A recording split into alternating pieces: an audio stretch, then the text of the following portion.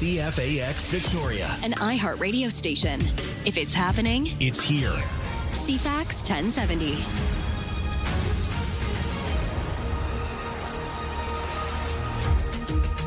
Good morning, 6 o'clock on Wednesday, August the 5th. Welcome to the day. It's going to be sunny, but maybe a little hazy again, just like yesterday. Full forecast to come, but right now, let's get to the news. And sitting in for Lisa Best here with the 6 o'clock report is Steve Young. Thank you very much, Ryan. Good morning, everyone. Lloyd Robertson, a stalwart of Canadian TV news for decades, who earned the unrelenting trust of viewers, has passed away at the age of 92. CTV News says Robertson's family confirmed his death last night. Robertson fronted the CTV National News for 35 years until September 2011. CTV's current chief anchor, Omar Sachedina, who is mourning his loss, shares in a social media post their first meeting.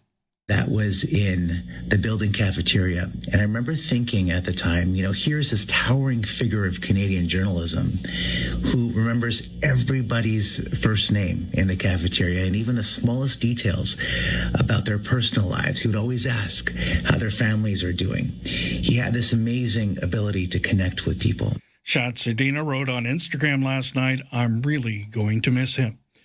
BC wildfire officials say that as the southern and central interior of BC is entering a drying trend over the next couple of days, there is the potential for more fire starts this week. Cliff Chapman with the BC Wildfire Service says temperatures are expected to increase to the mid-30s with no rainfall, while dry lightning is in the forecast for Thursday. If it materializes as expected, Chapman says they'll see more fire starts across the southern interior, where most of BC's estimated 115 wildfires are burning. There are 6 wildfires of note in the province, all of them burning near communities in the southern interior. Elections BC says the opposition Conservatives outraised the governing NDP in the second quarter of this year. The provincial agency says the Conservatives raised just short of $1.15 million in the months of April, May, and June, edging out the NDP's $1.11 million in fundraising. The reporting period covers 2 months where the Conservatives were in a leadership race and 1 month of leadership under new leader Kerry Lynn Finley. The BC Greens, meanwhile, raised $228,000 in the second quarter. Police in Victoria on the lookout for a man after graffiti was sprayed on a doorway in a possible hate-motivated offense. Victoria Police say the vandalism happened around 4 a.m. on Sunday in the 2100 block of Vancouver Street. Photo released by police shows a man with long hair and a mustache spraying a door. Police say the case is being investigated as both mischief and as a possible case of hate-motivated vandalism, and anyone with information is asked to contact investigators. Ottawa's awarded Telesat a $2.3 billion contract to provide satellite communications for the Canadian Armed Forces in the Arctic. It's the largest contract ever for the Ottawa-based company, which has been in operation for about 60 years. The federal government has said the Canadian military currently has limited options for satellite communications in the Arctic. Ottawa signed a strategic partnership late last year with Telesat and Canadian satellite manufacturer MDA Space. The military is expected to gain access to communications through Telesat's low Earth orbit network in early 2028. Hannah Stoles, The Canadian Press. Nanaimo RCMP have arrested a man in connection with a fire outside a downtown fast food restaurant. Fire crews were called to 60 Victoria Crescent just after 4 yesterday morning. The blaze caused extensive damage to the building's exterior. Investigators reviewed video footage and quickly identified a suspect. A 56-year-old man was arrested about 7 hours later. Brian Adams heading back to Vegas.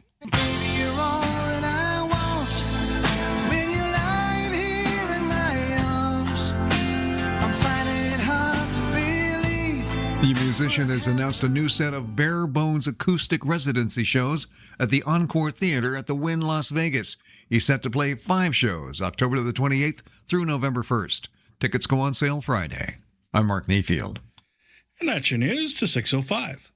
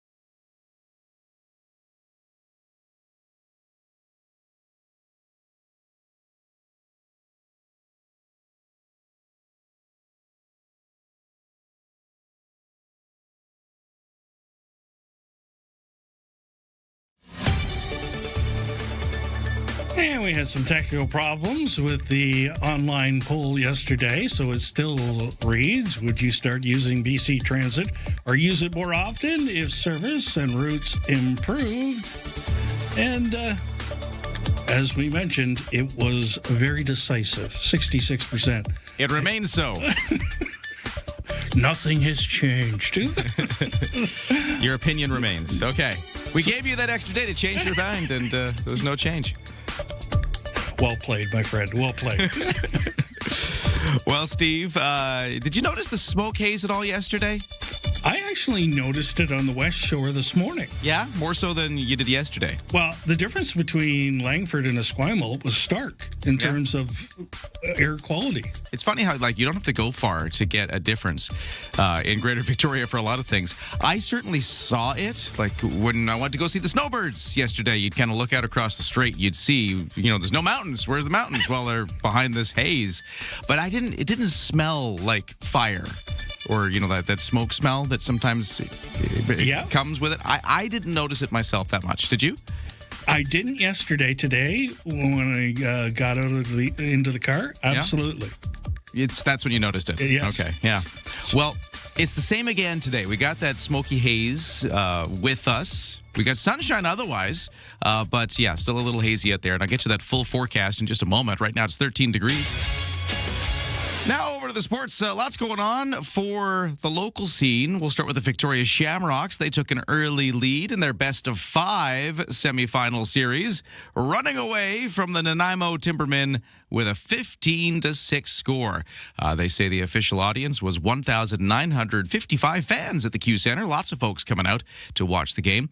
Eli McLaughlin, by the way, for the Shamrocks, scoring 6 of those 15 goals.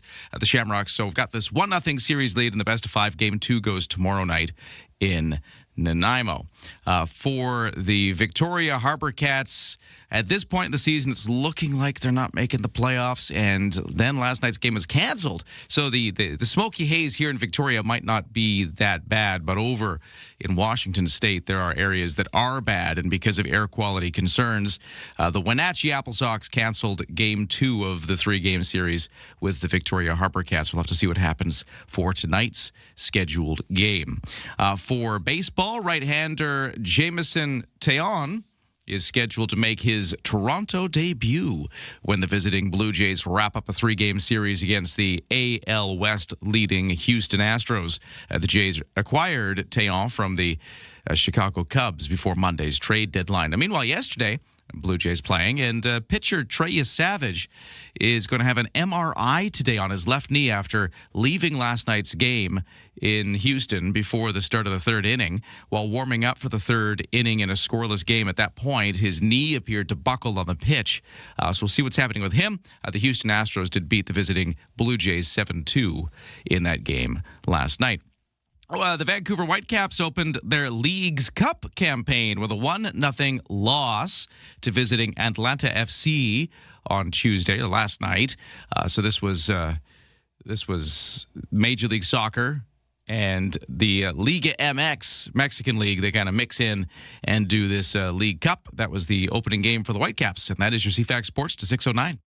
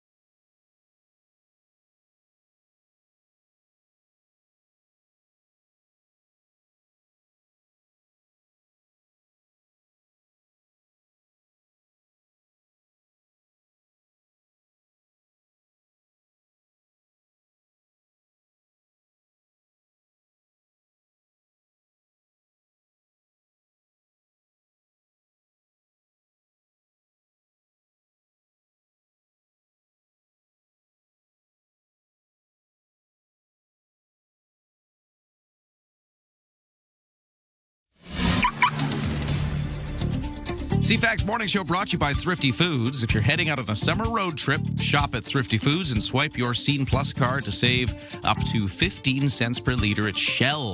See in store for details. Okay, to traffic and weather. I'll start with the weather.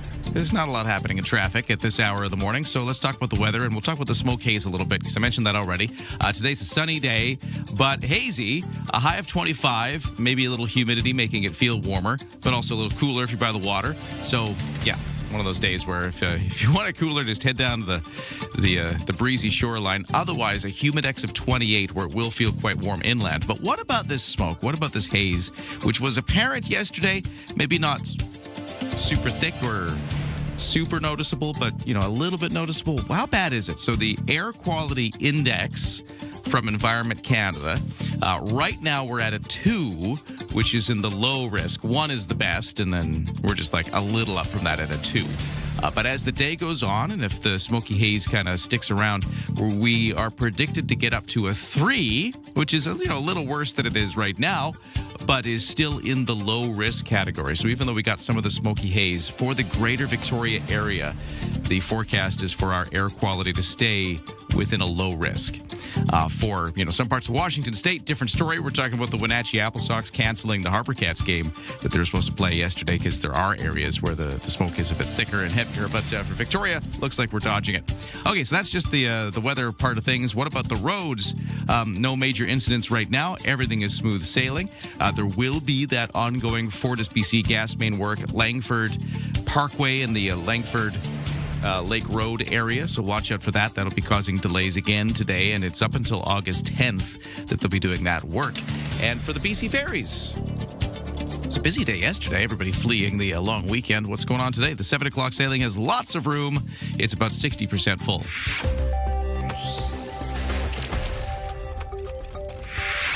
In business news, the North American stock markets will open up a little later this hour, so let's take a look at how yesterday closed with Aaron Sousa. Canada's main stock index jumped 575 points yesterday. Tech and base metals led gains, pushing Toronto's S&P TSX to 35,801. In New York, the Dow was up by 907 points, and the Nasdaq gained 671. Asian markets followed suit this morning. The Nikkei in Tokyo rose 3.6%. The Hang Seng in Hong Kong was up by just 62 points. The loonie is trading overseas at 71.1 cents US. Canada-U.S. Trade Minister Dominic LeBlanc has returned to Washington. The trip comes amid growing U.S. pressure ahead of talks to renew CUSMA. A source says LeBlanc is meeting with industry groups, various U.S. senators, and members of Canada's negotiating team. Ottawa is moving to designate a proposed West Coast oil pipeline in the national interest. A notice sets the deadline for public comment on September 18th. And some American Chipotle restaurants have pulled jalapenos due to possible salmonella. It's not known if that includes any of the chain's 86 locations in Canada. From the Canadian Press, I'm Aaron Sousa.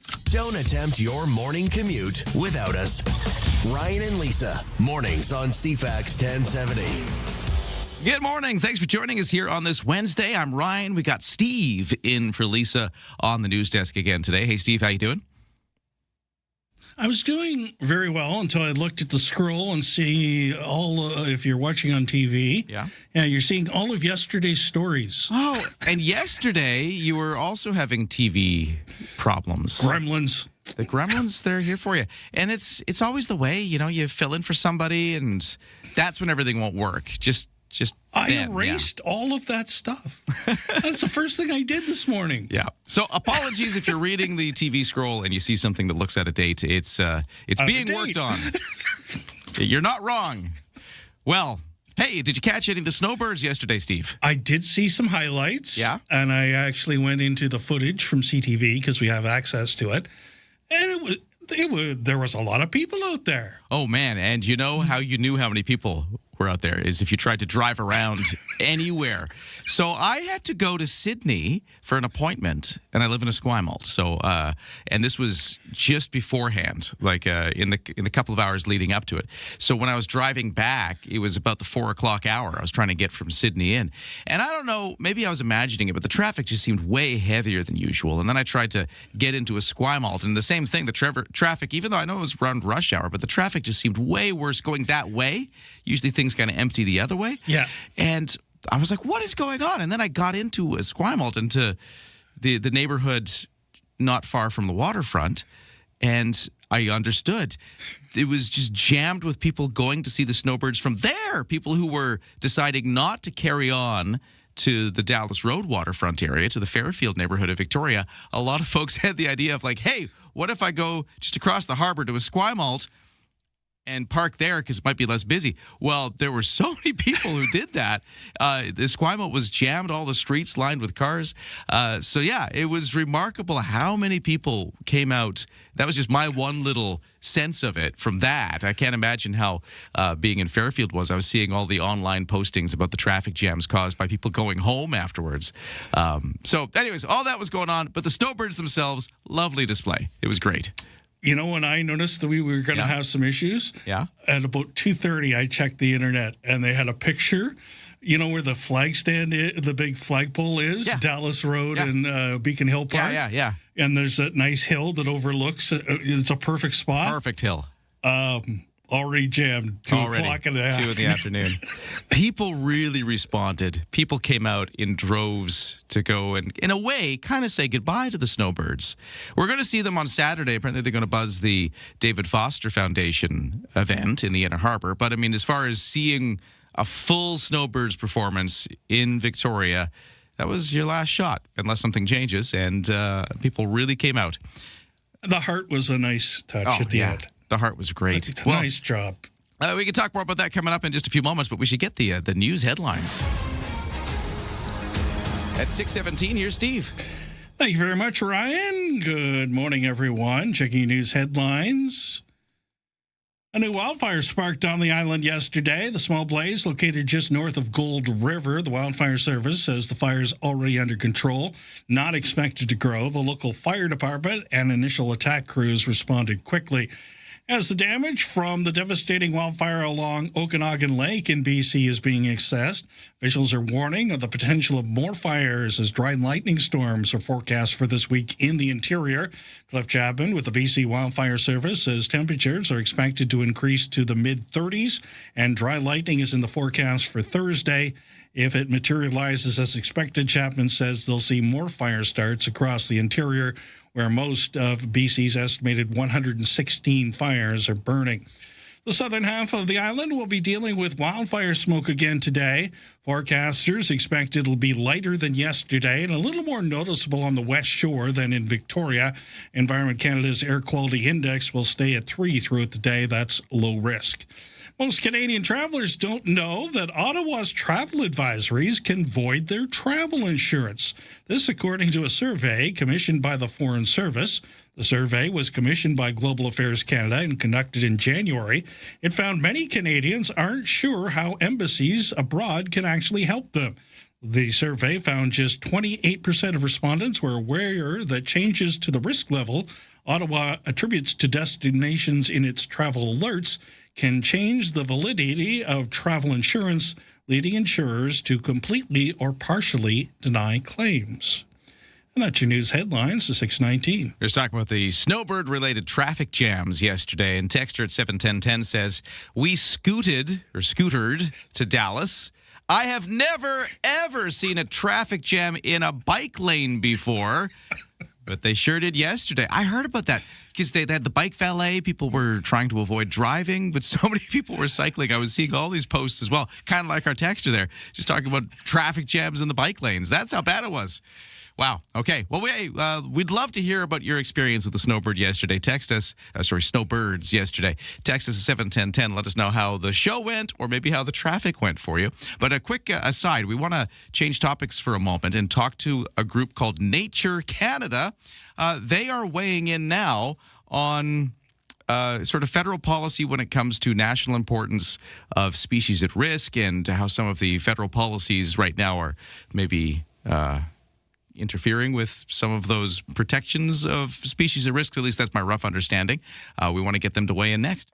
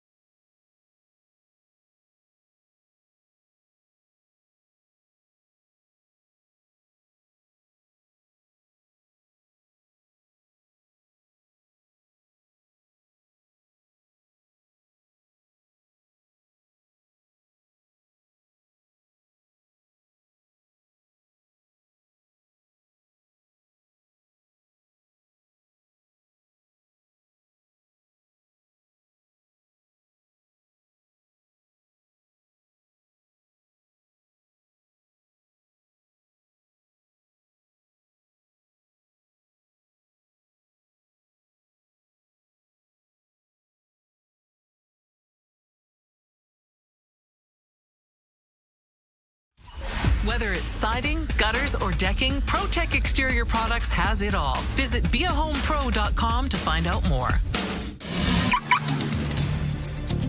CFAX 1070 traffic and weather. Smooth sailing right now. No major delays, crashes, or problems. There will be Fortis BC gas main work again on Langford Parkway starting at about 7 o'clock this morning and going until 7 o'clock tonight. Expect occasional stoppages and disruptions as this work goes on. And it's going to be a little while as well. It's not just today. It's going to be a bigger project. For BC Ferries, no sailing rates right now. Things are actually looking a lot lighter than they did yesterday. And then in the weather, sunshine today, still at smoke haze in the air. Environment Canada saying that the air quality index is never going to leave a sort of a low risk area. You might notice a bit of haze in the air, but we're not getting into any kind of concerning air quality, according to Environment Canada. So just heads up on that. We will eventually get to a high today of 25 degrees. Might be feeling a little warmer in the humidity. Right now it's 13. Thanks for starting your day with us. Ryan and Lisa, mornings on CFAX 1070. You might remember a discussion paper that caused a bit of a stir in conservationist groups after it suggested a federal policy where projects of national importance could seek exceptions to species at risk protections. It's something that the group Nature Canada is weighing in on now with a submission that argues bypassing environmental reviews won't actually speed up economic projects. What's their take? Well, let's reach out to their director of policy. So this is with Nature Canada, Akash Maharaj, joining us on the line. Sir, how you doing? I'm well. Thank you for inviting me to join you. Yeah, great to talk to you. Now, remind everybody what Nature Canada is before we get into this. Nature Canada is one of our country's oldest conservation institutions. Our mandate is pretty much embedded in our name. We protect Canada's lands, waters, habitats, and biodiversity. We have about 250,000 individual members across Canada, who are divided up into about 1,200 local groups. And we're weighing in, you're weighing in on this issue. Now, remind us of the issue a bit more, because I know just in general people might have a sense that the federal government right now is in a big, eager mood to build things and build Canada stronger and all of that. And one of the kind of, I guess, points out of all of that, though, is making sure that the environment is still protected even as we try to quickly build things. Now, what's the bit with the species at risk and the way that the protections there might be kind of colliding with that effort to build things fast? You're right. The Government of Canada is in an urgent situation to try to stimulate the economy, largely because of the tariff war with the United States. And that is an entirely appropriate objective for a government at any time, but especially now. The problem from our perspective is that the government has decided that the barrier to economic development is that our country's environmental standards are too high. They have published a paper called the Getting Major Projects Built in Canada discussion paper, a typically bureaucratic name, but that title belies how dramatic some of the proposals are. As you say, if these proposals go forward, it would give the Government of Canada the right to waive many of the environmental laws and protections, including the ones that protect species at risk. It would create zones of effective environmental lawlessness where existing environmental protections would not apply. It would give ministers the right to allow their favourite projects to jump the queue and to evade the usual forms of environmental assessment. Our response to the Government of Canada is, if they think that their environmental review processes are, as they themselves say, they're too bureaucratic, they're too slow, they're full of duplications and inefficiencies, if that's the case, then they should reform their bureaucracy. They should not drop environmental standards, and they certainly should not give ministers the right to allow favoured corporations to evade those standards altogether. Now, is this at all connected to things like, for us here in BC, one of the big projects we tend to hear the most about is the oil pipeline from Alberta to the coast. The southern route has been chosen as the one that they would do if this thing does move forward. Does that connect at all to this story? Like, is this one of those projects that could see some of these environmental bureaucratic processes waived to get things done fast?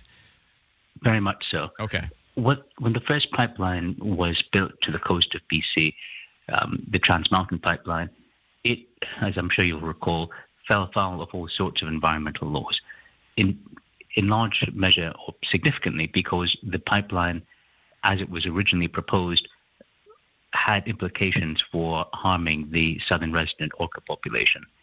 The new pipeline that the government of Alberta has proposed would massively expand the capacity of the Trans Mountain Pipeline and would geometrically increase those risks. But the government of Canada is considering the new Alberta proposals under its new policies. And I think it's quite clear that both governments, federal and provincial, are hoping that they will be able to build something while not having to deal with the environmental regulations that the Trans Mountain Pipeline did. But what these governments see as obstacles, I think most people in British Columbia and most people across Canada see as necessary protections for the natural world. Now, where's all this at? Because, again, we started this discussion by talking about a discussion paper that is mentioning all the things you were just talking about. Where is that at? Is this a done deal, or is the government still kind of figuring out what it wants to do with this direction and with things like the policies laid out in this paper? Or where is this at right now? I think had the federal government had its way, we would be well down the road already.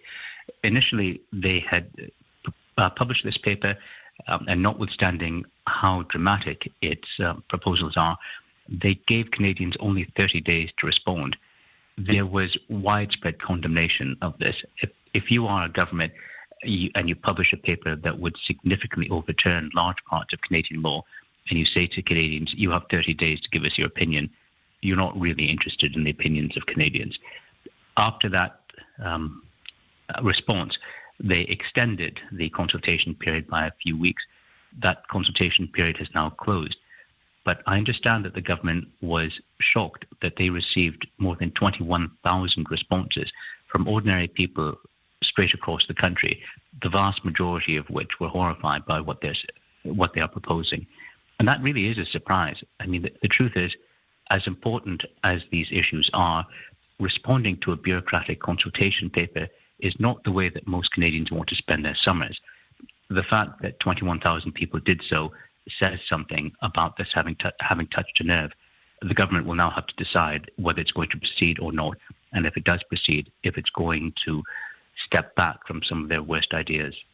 Interesting stuff. Thanks so much for weighing in today. We're talking to the Director of Policy with Nature Canada, Akash Maharaj. Thank you so much. We'll talk again soon if this keeps developing. I appreciate it, though. Thank you. We got to take a break. 6:30 News next on CFAX. From CFAX 1070. Here's what's happening around the island. Victoria Symphony presents Symphony in the Summer Festival, July 10th through August 9th. Details at victoriasymphony.ca. Catch all the excitement of summer baseball with the Victoria Harbour Cats. More info at harbourcats.com. Have an event you want featured on CFAX 1070? Text us at 71010 to be featured. Get more event info at cfax1070.com. If it's happening, it's here. CFAX 1070.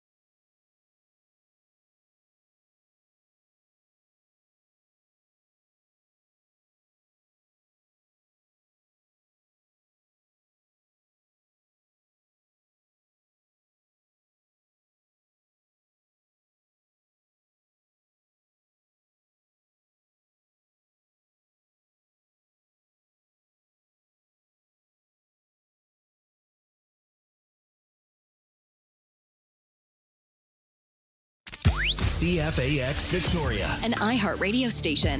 If it's happening, It's here. CFAX 1070. It's 6:32 on Wednesday, August 5th. Good morning. It's going to be another sunny but slightly smoke hazy kind of day in Victoria. We'll get you a full forecast in just a moment. But right now the news begins, and here is Steve Young. Thank you very much, Ryan. Good morning, everyone. Lloyd Robertson, the TV anchor Canadians voted most trusted year after year, passed away at the age of 92. So that's the kind of day it's been on this. For 11 consecutive years, TV Guide Canada readers voted Lloyd Robertson the TV journalist they trusted most, an honor he took to heart. The Stratford, Ontario native got his start in broadcasting at a local radio station in 1952 before landing with the CBC in 1954 and started in television. Robertson stayed with the public broadcaster until 1976 when he took a job with CTV and became a household name over his 35 years there while covering so much history. Diana and Charles played their parts. What is there left to say? But thank you, thank you, thank you. Robertson was named a member of the Order of Canada and the Canadian Association of Broadcasters Hall of Fame. And in 2007, he also became the first journalist to be inducted into Canada's Walk of Fame. And that's the kind of day it's been. I'm Lloyd Robertson. Karen Rebo, The Canadian Press, Toronto.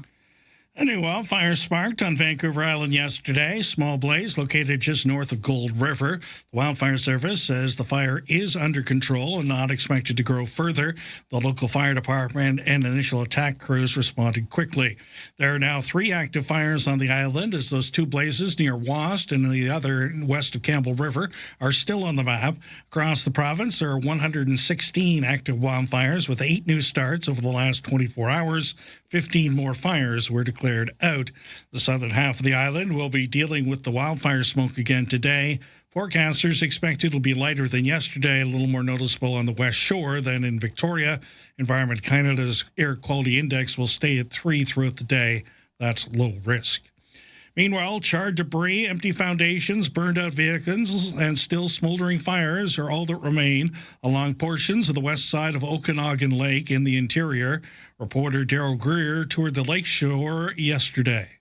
These piles of debris that look like they were upon foundations that once were homes or cabins or whatever are just complete, like, piles of nothing almost, with the little smoking piles still visible in the remnants from where we were in the water.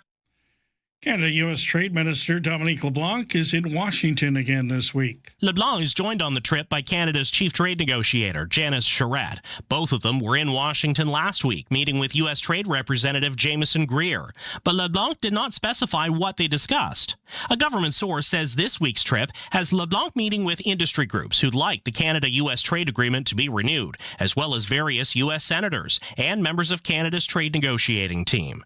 The source also says it has not been decided yet how long LeBlanc will stay in Washington.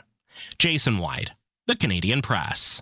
View Royal receiving $85,000 in federal funding to update its Parks and Trails Master Plan. The funding comes through the Strategic Priorities Fund and BC's Build Communities Strong Fund, and will help the town develop a plan that reflects the community's growth. The updated master plan will feature investments in parks, trails, and shoreline access, with a focus on improving accessibility, protecting natural areas, and expanding recreational opportunities. The funding is part of more than $152 million in federal and provincial support for 54 projects announced last week. View Royal's Parks and Trails Master Plan is one of those projects. That's your news to 6:36.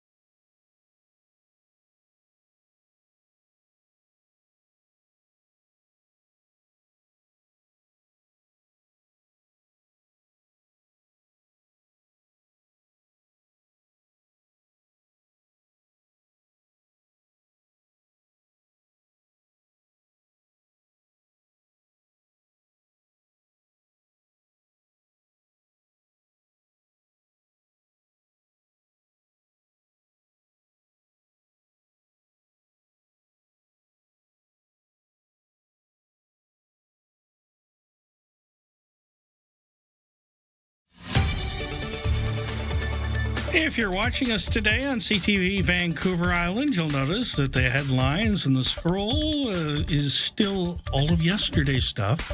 We apologize for the technical difficulties. We're on it. We're aware and trying to make the changes. That includes, of course, with the online poll as well. So basically what we're telling you is when Lisa's not here... Nothing works. All of the equipment took a vacation as well. That's what happened. No Lisa, no bueno. Oh, no. Well, there you go, Steve. Well, I'm trying, my friend. I'm trying. We love it that you're here. And actually, you know what's so funny? I love this. This is the second day in the row that we have had a Sports Guy Steve request. Uh-oh. I got another texter wants to know some sports knowledge from you. Okay. We have this texter saying... here, let me get the question here. Good morning. If Sports Guy Steve is taking questions, why wouldn't BC Place keep the natural grass instead of turf? After we had natural grass for the World Cup. Maybe we can get to that question a little later today, if that's okay with you, Steve. I would love to tackle that because I actually asked somebody that question when I was hosting for you a couple weeks ago. All right, well, text her. There we go. We'll get an answer for you. But we've also got a lot of folks weighing in on the Snowbirds yesterday. How was the show? Did you see it? Did you like it? And how is the traffic for you trying to get to and from it? We're going to get more into that in just a second. But right now, speaking of sports, let's get into it. So we'll start with the Victoria Shamrocks starting their playoffs last night with a bang. It was a 15-6 win over the Nanaimo Timbermen in front of a home crowd at the Q Center. In fact, nearly 2,000 fans in the stands, according to the Shamrocks. So it's a best-of-5 opening round of the playoffs. Victoria gets the 1-0 series lead after the 15-6 win, and Game 2 is tomorrow night in Nanaimo. The Victoria Harbour Cats baseball team were scheduled to be playing on the road against the Wenatchee Apple Sox yesterday, and it would have been one of the second-to-last game of their regular season, but the game got canceled because of how smoky it is there. This is, of course, in Washington State, where a number of those wildfires have been burning recently, so air quality concerns canceled that game. We'll see what happens, because the last game of the regular season was supposed to be tonight in Wenatchee. We'll see if that one goes ahead. The Vancouver Whitecaps opened up their Leagues Cup campaign with a 1-0 loss to visiting Atlanta FC yesterday. We saw the Caps struggling across much of the first half. They did improve in the second half, but couldn't quite get the ball into the back of the net. But by the way, this Leagues Cup thing, it's where several of the MLS teams and a bunch of the Liga MX, Mexican Soccer League teams, that kind of like mix and do a cup. And this is sort of the group stage of that, the opening of that. Let's go back to baseball for a second, because right-hander Jameson Taillon is scheduled to make his Toronto debut tonight as the visiting Blue Jays wrap up a 3-game series against the AL West leading Houston Astros. The Jays acquired Taillon from the Chicago Cubs before Monday's trade deadline.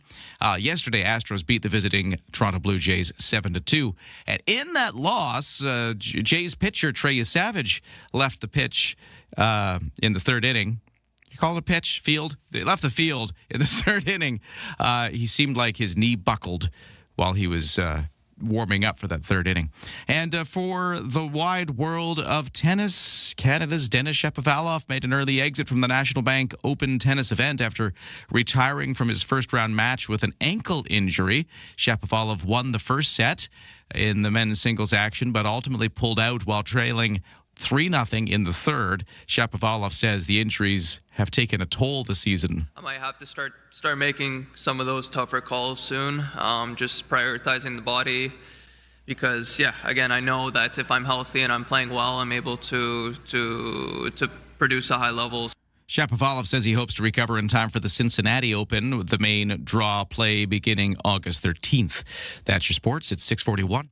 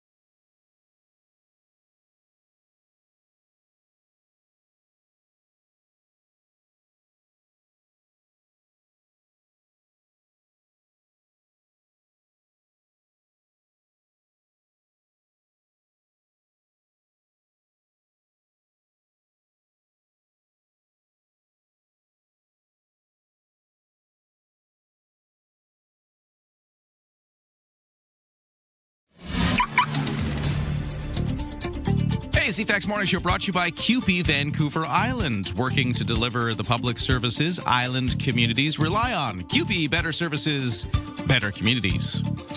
For the traffic and weather, so the roads are looking fairly clear right now. Not much in the way of volume delays out of the West Shore, at least not yet. No crashes to speak of. We will, at 7 o'clock, have Fortis BC gas main work again on the Langford Parkway near Langford Lake Road. That is going to be a feature for a little while, actually, as that's starting up this week. Now, let's get to the weather forecast, where it's going to be smoke hazy again.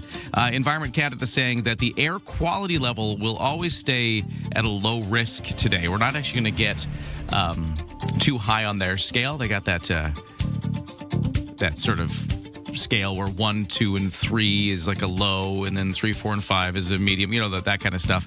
We're never leaving the low risk category of air quality, even though you might notice a bit more of that haze in the sky again today, just like you did yesterday. Other than that, it's a high of 25, humid again, high of 28, feeling in the humidity, a little cooler by the water. Clear skies tonight, other than some haze, lows down to 13. Tomorrow, sunny, a little wind, highs of 24, so cooling off a little bit. We might see that humidity still, though, keeping it feeling warmer. Sunshine for Friday, sunshine for the weekend, although temperatures by the weekend in the low 20s, and maybe the odd bit of cloud as well. So kind of moderating a little bit and staying quite lovely. Opening bells have just rung for North American stock markets, so the results of the day haven't come in yet. But yesterday, big gains for the TSX. It was up 575. The Dow was up 907. NASDAQ was up 671. So everything making jumps upwards. And the Canadian dollar was at 71.2 cents US. In the kitchen, in the car, and at the office. Ryan and Lisa, mornings on CFAX 1070. Take us with you. Listen live on the free iHeartRadio app. Hey, how was the Snowbird show for you yesterday? We're having lots of people weighing in at 7-10-10. Texture says, the show was lovely, but the haze made it really hard to see the snowbirds at times. One thing I noticed was how quiet the crowd was on the beach. People clapped at the beginning and the end, but it almost felt a bit sad.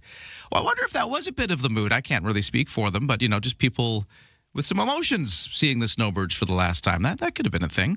I hear you, Texture. Most of us grew up with the snowbirds. Yeah. Like, even if you're 18, you've known no other squad. Yeah, exactly. Yeah, these have been the planes. I mean, since they're so old, they're from the 60s. Like, generations of Canadians have seen these very planes. It was like it's kind of like the Queen. Yeah, a little bit. Yeah. And one of the conversations around where I was kind of a lot like that. People saying, I remember when I saw the snowbirds here, or I remember when I was growing up and, in cadets and the snowbirds would be there. And, all those kind of stories were being shared yesterday. I saw them from across the harbor at the Macaulay Point Park in Esquimalt, which is sort of the same stretch of coastline as Dallas Road, just on the other side of the harbor, with like thousands of other people who had the same idea. It was crazy how many people were there.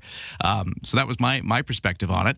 And yeah, I agree with that texter. Sometimes, as they would go really far out, you'd start to lose them in the haze a bit. But as soon as they were close in, it seemed to be a pretty good visual. It didn't interfere too much. This texter says, I watched the snowbirds from the deck of my office, which was fantastic, but then it was difficult to get home in the Cook Street Village area. Lots of cars, bikes, and pedestrians. Crazy, yeah. I'm hearing that review. Just the traffic caused by this was immense. Victoria Police had to manage a very complex situation. Oh, yeah. And I saw a text they sent out basically saying, we're not letting anything go until all the pedestrians are have walked back out of this area. Yeah. Because what else could they have done? Yeah. Yeah, nothing. Yeah. This is probably so far this summer, this was the event of the summer as far as just everybody coming out to a thing. I don't think we've had anything else that's been this big of a draw. And the traffic sure matched. It did. Wow. Okay, well, keep the text coming at 7-10-10. Let me know what you thought of the show, maybe what you thought of the traffic. What was your experience? We'd love to hear from you. But we do have a texter at 7-10-10 with something different. A Sports Guy Steve request about the turf at BC Place Stadium. Steve, we're going to get you to weigh in on that coming up in just a few moments. And you've got another sports topic you wanted to talk about as well to do with... It's burning me. A basketball player named Caitlin Clark. We're going to get into that next. first, the headlines. Here's Steve. Thank you, Ryan. Good morning, everyone. Thanks to the person that fixed the ticker. Much appreciated. Canadian broadcasting icon Lloyd Robertson has died at 92. His celebrated career began in radio in 1952 and later anchored CBC's national newscast before joining CTV, where he became chief anchor and senior editor, signing off with "That's the Kind of Day It's Been." Known for his credibility and hands-on journalism, Robertson covered defining events including the September 11th attacks and became a trusted mentor to generations of reporters. BC's emergency management minister says a provincial state of emergency is not necessary at this moment to help in the province's wildfire fight. Kelly Green says there are already multiple states of emergency in place where the fires are burning. Green says the government won't hesitate to issue a provincial state of emergency if the situation changes. Police in Victoria on the lookout after a man sprayed graffiti in a possible hate-motivated offense. Victoria Police say the vandalism happened around 4 a.m. on Sunday in the 2100 block of Vancouver Street. A photo released by police shows a man with long hair and a mustache spraying a door. Police say the case is being investigated as both mischief and a possible case of hate-motivated vandalism. Anyone with information is asked to contact investigators. That's your news headlines at 6:49. We've got hot takes on 2 sports issues from sports guy Steve coming up next. Developing political story, a big doozy. Vashi Capellos. What started as a dull day is anything but. The top newsmakers. Your go-to political debrief. Daily. What is really going on? The breaking news. Just moments ago. And the entertaining analysis and debate to follow. I don't think you can sugarcoat it. It's an issue. It's not true, guys. Yeah. Vashi Capellos. There is a greater plan here. Vashi Capellos. Weekdays 9 a.m. to 11. Bigger picture politically, which is on CFAX 1070.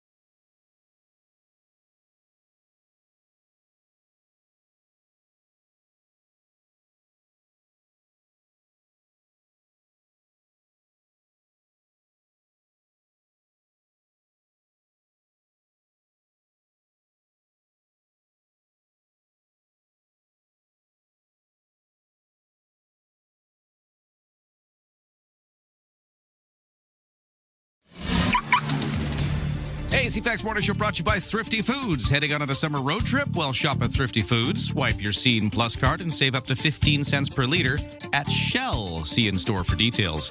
Yeah, roads are still fairly clear out there compared to yesterday's snowbird traffic jam. Things are very calm. No major delays. West Shore commute is looking lighter than usual. And at BC Ferries, no sailing waits. The 7 o'clock from Sports Bay to Swanson still has lots of room left for all the vehicles. In the weather, sunshine, but smoky, hazy conditions could be expected at times again today, kind of like yesterday. Although Environment Canada is saying the air quality index is going to stay fairly good. We'll get as high as a 3 on the scale, which is still on the low risk end of the scale. For the temperatures, the Humidex is with us again. A Humidex of 28, so feeling like 28, even though the actual temperature will hit a high of about 25 today. Cooler by the water. Clear skies tonight, still a little hazy and lows down to 13 expected. Right now, it is 13 degrees for a lot of Victoria. Ryan and Lisa. Mornings on CFAX 1070. Remember, you have us in the palm of your hand. For listeners on the go, listen live on the free iHeartRadio app. Talking about a lot of things today, including the snowbirds. Texter at 71010 says, "Good morning, Ryan and Steve. I went to Beacon Hill Park early.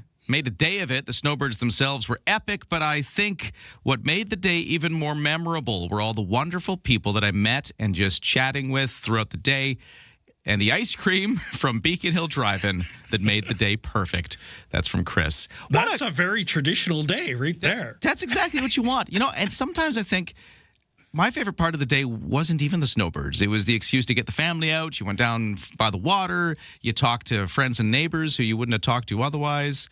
It just felt like an event and a social thing. Like, yeah, you get the ice cream thrown in there. Yeah, there's more to it than just the act. There's the whole vibe. What a cool day. Thank you for texting in. Keep them coming at 71010. We'll read more of your reviews of the snowbirds in just a moment. But we have something really important we got to get to now. To the lineup in his first offering. Touch them all, Joe. The golden goal. It's Sports Guy Steve. Oh, my goodness. What did you say? You heard me. Here's Sports Guy Steve. Just a bit outside. We're going to be special. We're going to get 2 hot takes from Steve on 2 completely different topics. One is from a listener who wants to know about the turf at BC Place Stadium. We just finished the World Cup where there was actual grass installed at BC Place, and now we've got turf back. In fact, it's new turf that's at BC Place Stadium. They got some new stuff there. But yeah, Texter wants to know, why couldn't we just keep the grass? So what's your take on that, Steve? Part of it is because it's mostly an indoor stadium. I would have loved to see the grass stay because it looked that good. But reporters that we talked to here on CFAX a couple of weeks ago pointed out that it was already starting to turn to brown. Is it just you can't really keep it up inside of an indoor stadium? There's not enough. What was amazing is they had these sprinklers that would pop up. And even like when they did their water break, the sprinklers would come on and rehydrate the pitch. Right. Which is kind of cool. Yeah. But apparently the costs of that are prohibitive, and because to make it really work, you'd have to pull the similar to what they have at a couple of stadiums in the U.S., where you slide the whole thing out and have it outdoors, and then you can slide it back in for the game. BC Place Stadium probably not built for a sliding field. Well, we don't have room. Where in downtown Vancouver are you going to just put the grass? Yeah, I got that. The casino would have to come down. I don't think that casino's ever coming down. But the what they put back in there isn't just the old turf. They've got new turf in there, right? Yeah, and it hasn't gotten superb reviews so far. Because it's new, it's slow, right? You're watching the soccer ball. I was watching a bit of that game yesterday against the League's Cup game that Vancouver hosted. And it just felt like every time they'd kick the ball, it would just die because it would hit, I guess, new turf. It's thick, and it just sort of slows the ball. But I gather that'll wear in. Yeah, it's... I appreciate the opportunities that turf inspires. It just doesn't seem to cut it. Right. Okay. Well, there you go. Hopefully that answers your question, Texter. Another topic, though, Steve, because we got another one. This has been burning in your mind for a couple of days. We've got to let it out. Tell me about Caitlin Clark, why she's been controversial, and what your take is on the whole situation. Okay.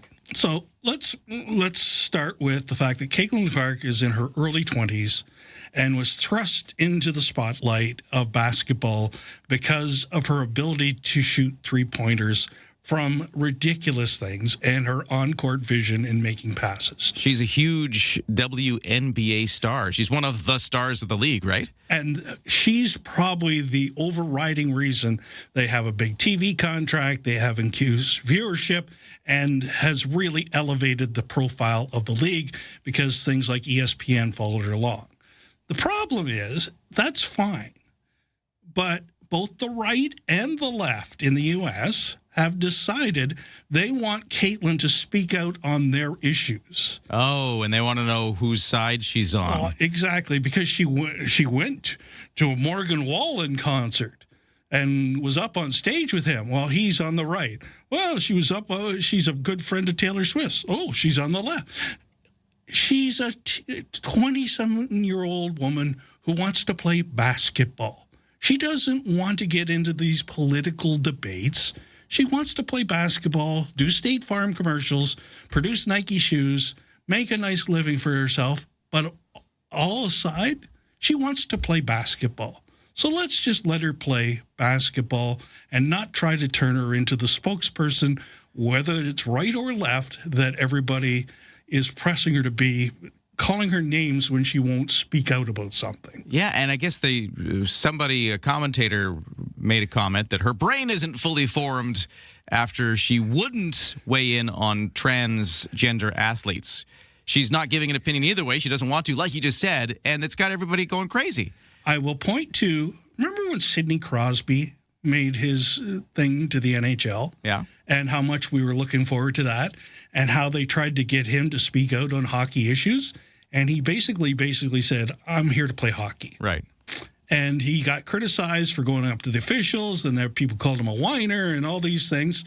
Well, over the years, Sidney, by just stepping back and letting Sidney play hockey as the number one goal in his life, actually paid off. And now he's like a spokesperson of respect, because we have no idea about his girlfriend. We have no idea his political views. We just know that he's a nice guy and he treats people right. Well, maybe Caitlin Clark can eventually get there too. I'm hoping. Okay. Weighing in on the big issues, there's sports guy Stephen. Thank you for unpacking that a bit, because I wasn't actually aware of that controversy, but it's fascinating to watch. It is a kind of a mirror to the U.S. political landscape right now as well, that, everybody's demanding to know what side you're on. Yeah. It's a basketball player. Yeah. Remember when we used to tell athletes to shut up and dribble? Yeah. That wasn't that long ago when we said that stuff. Well, there you go. Sports guy Steve, and he takes requests. I love it. We'll get to more of all of this in just a few moments, including your comments on the Snowbirds yesterday. How did it go for you? I got lots of people weighing in. I'd love to read more of your texts coming up. But first, we'll make room for the 7 o'clock news on CFAX 1070.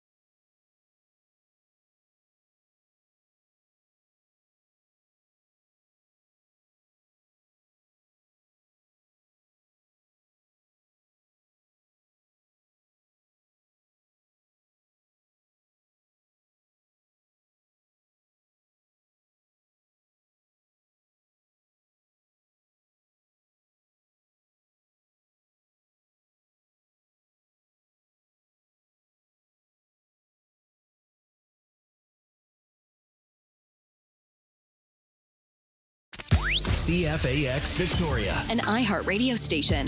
If it's happening, It's here. CFAX 1070. Hey, good morning. It's 7:02 on Wednesday, August 5th. Sunny again today, but a little bit of smoke haze still in the air. We'll get you a full forecast in a moment. Right now, the news begins, and here, sitting in for Lisa Best, is Steve Young. Thank you very much, Ryan. Good morning, everyone. Lloyd Robertson, the TV news anchor Canadians often voted most trusted, has passed away at the age of 92. His family confirmed his passing last night. Robertson's celebrated career began in radio in 1952, and he soon anchored CBC's national newscast before joining CTV in 1976. He fronted CTV News until 2011, when he passed the torch to Lisa LaFlamme. Reporter Karen Rebos tells us Laflamme has expressed a heavy heart over his loss. In a social media tribute late last night, Laflamme called Robertson a broadcast legend, a true giant, a trusted friend, and someone who helped shape both her career and her life. She described the moment he handed her the reins of the newscast. She said it was overwhelming and yet calming because he was there. CTV's current chief anchor, Omar Shatsudina, calls Robertson an amazing man, mentor, and a great Canadian. Federal Green Party says it has 2 approved candidates for the party leadership, and the winner will be announced on November 14th. Of course, longtime leader and local MP Elizabeth May announced plans to step down last August, but has been staying in the leadership until a successor is chosen. Former Kitchener Centre MP Mike Maurice, who's throwing his hat into the ring after serving 1 term in Parliament, will look to represent the riding again in the next election. Ottawa's Nika Dukaran, the other contender for the leadership, has a 12-year history with the party as an organizer and as a candidate for both the federal and Ontario Greens. Even as the damage is being assessed from the devastating wildfire along Okanagan Lake in BC, officials are warning of the potential for more fires as dry lightning storms are in the forecast for later this week. Cliff Chapman, the Director of Wildfire Operations for the Wildfire Service, says temperatures are expected to increase to the mid-30s, while dry lightning is in the forecast for Thursday. If it materializes, which we're continuing to monitor this essentially hourly to look for timing. We will continue to put messaging out on our social feeds as well as information bulletins on the timing of this event, but it will mean that we will see more fires across southern BC. A new wildfire sparked on the island yesterday. The small blaze located just north of Gold River. The Wildfire Service says the fire is already under control, not expected to grow. The local fire department and initial attack crews responded quickly. London police say that a woman has been arrested after 4 people were stabbed in Covent Garden, a central area popular with visitors in London, England. The Metropolitan Police say 4 men aged 34, 39, 42, and 52 were found with stab wounds early today, and that a 47-year-old woman was arrested on suspicion of possession of an offensive weapon and assault. The injured have been taken to a major trauma center following the incident on Endell Street. No further update has been given on the extent of the injuries. And that's your news to 7:05.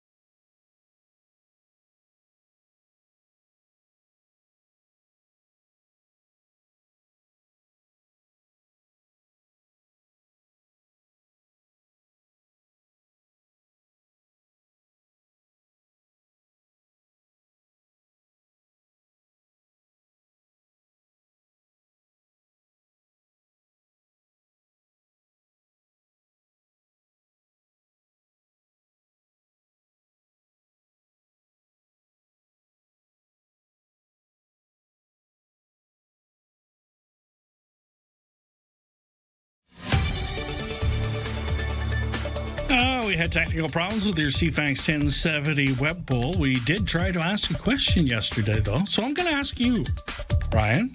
I'm here for it. Okay. How often do you check the smoke forecast during the wildfire peak season?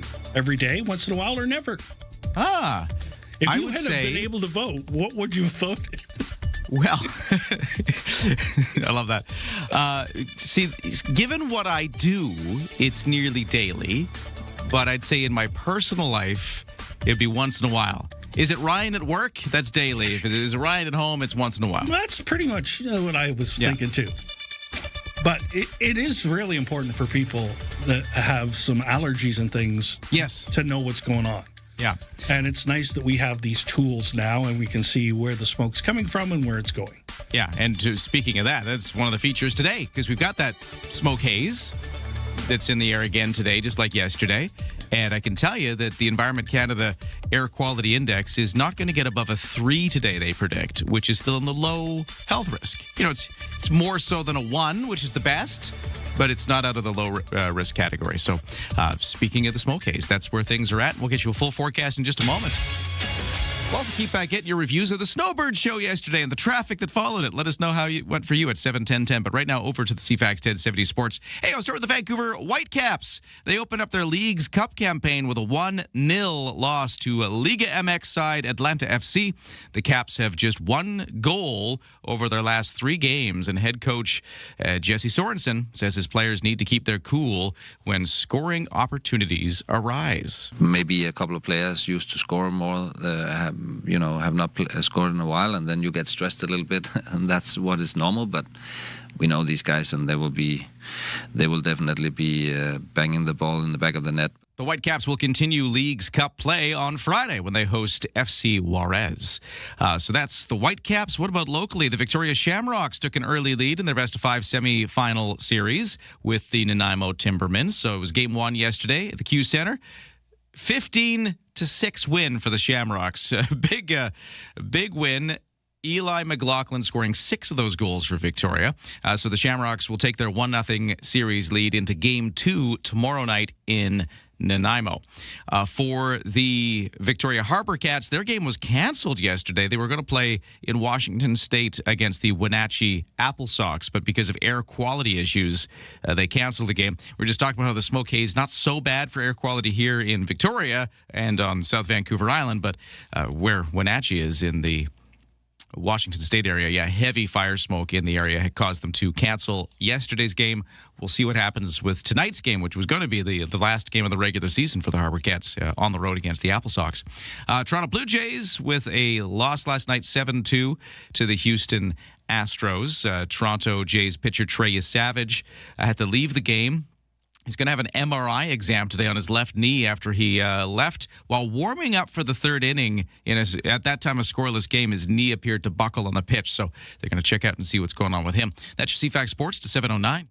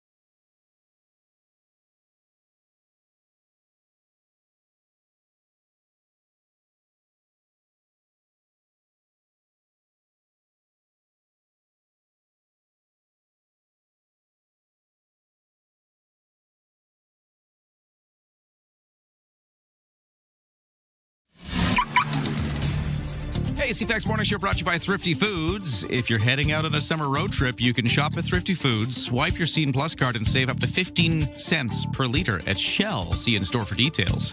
What's going on the roads? Things are clear so far. We are not seeing much of a West Shore commute when it comes to volume or delays.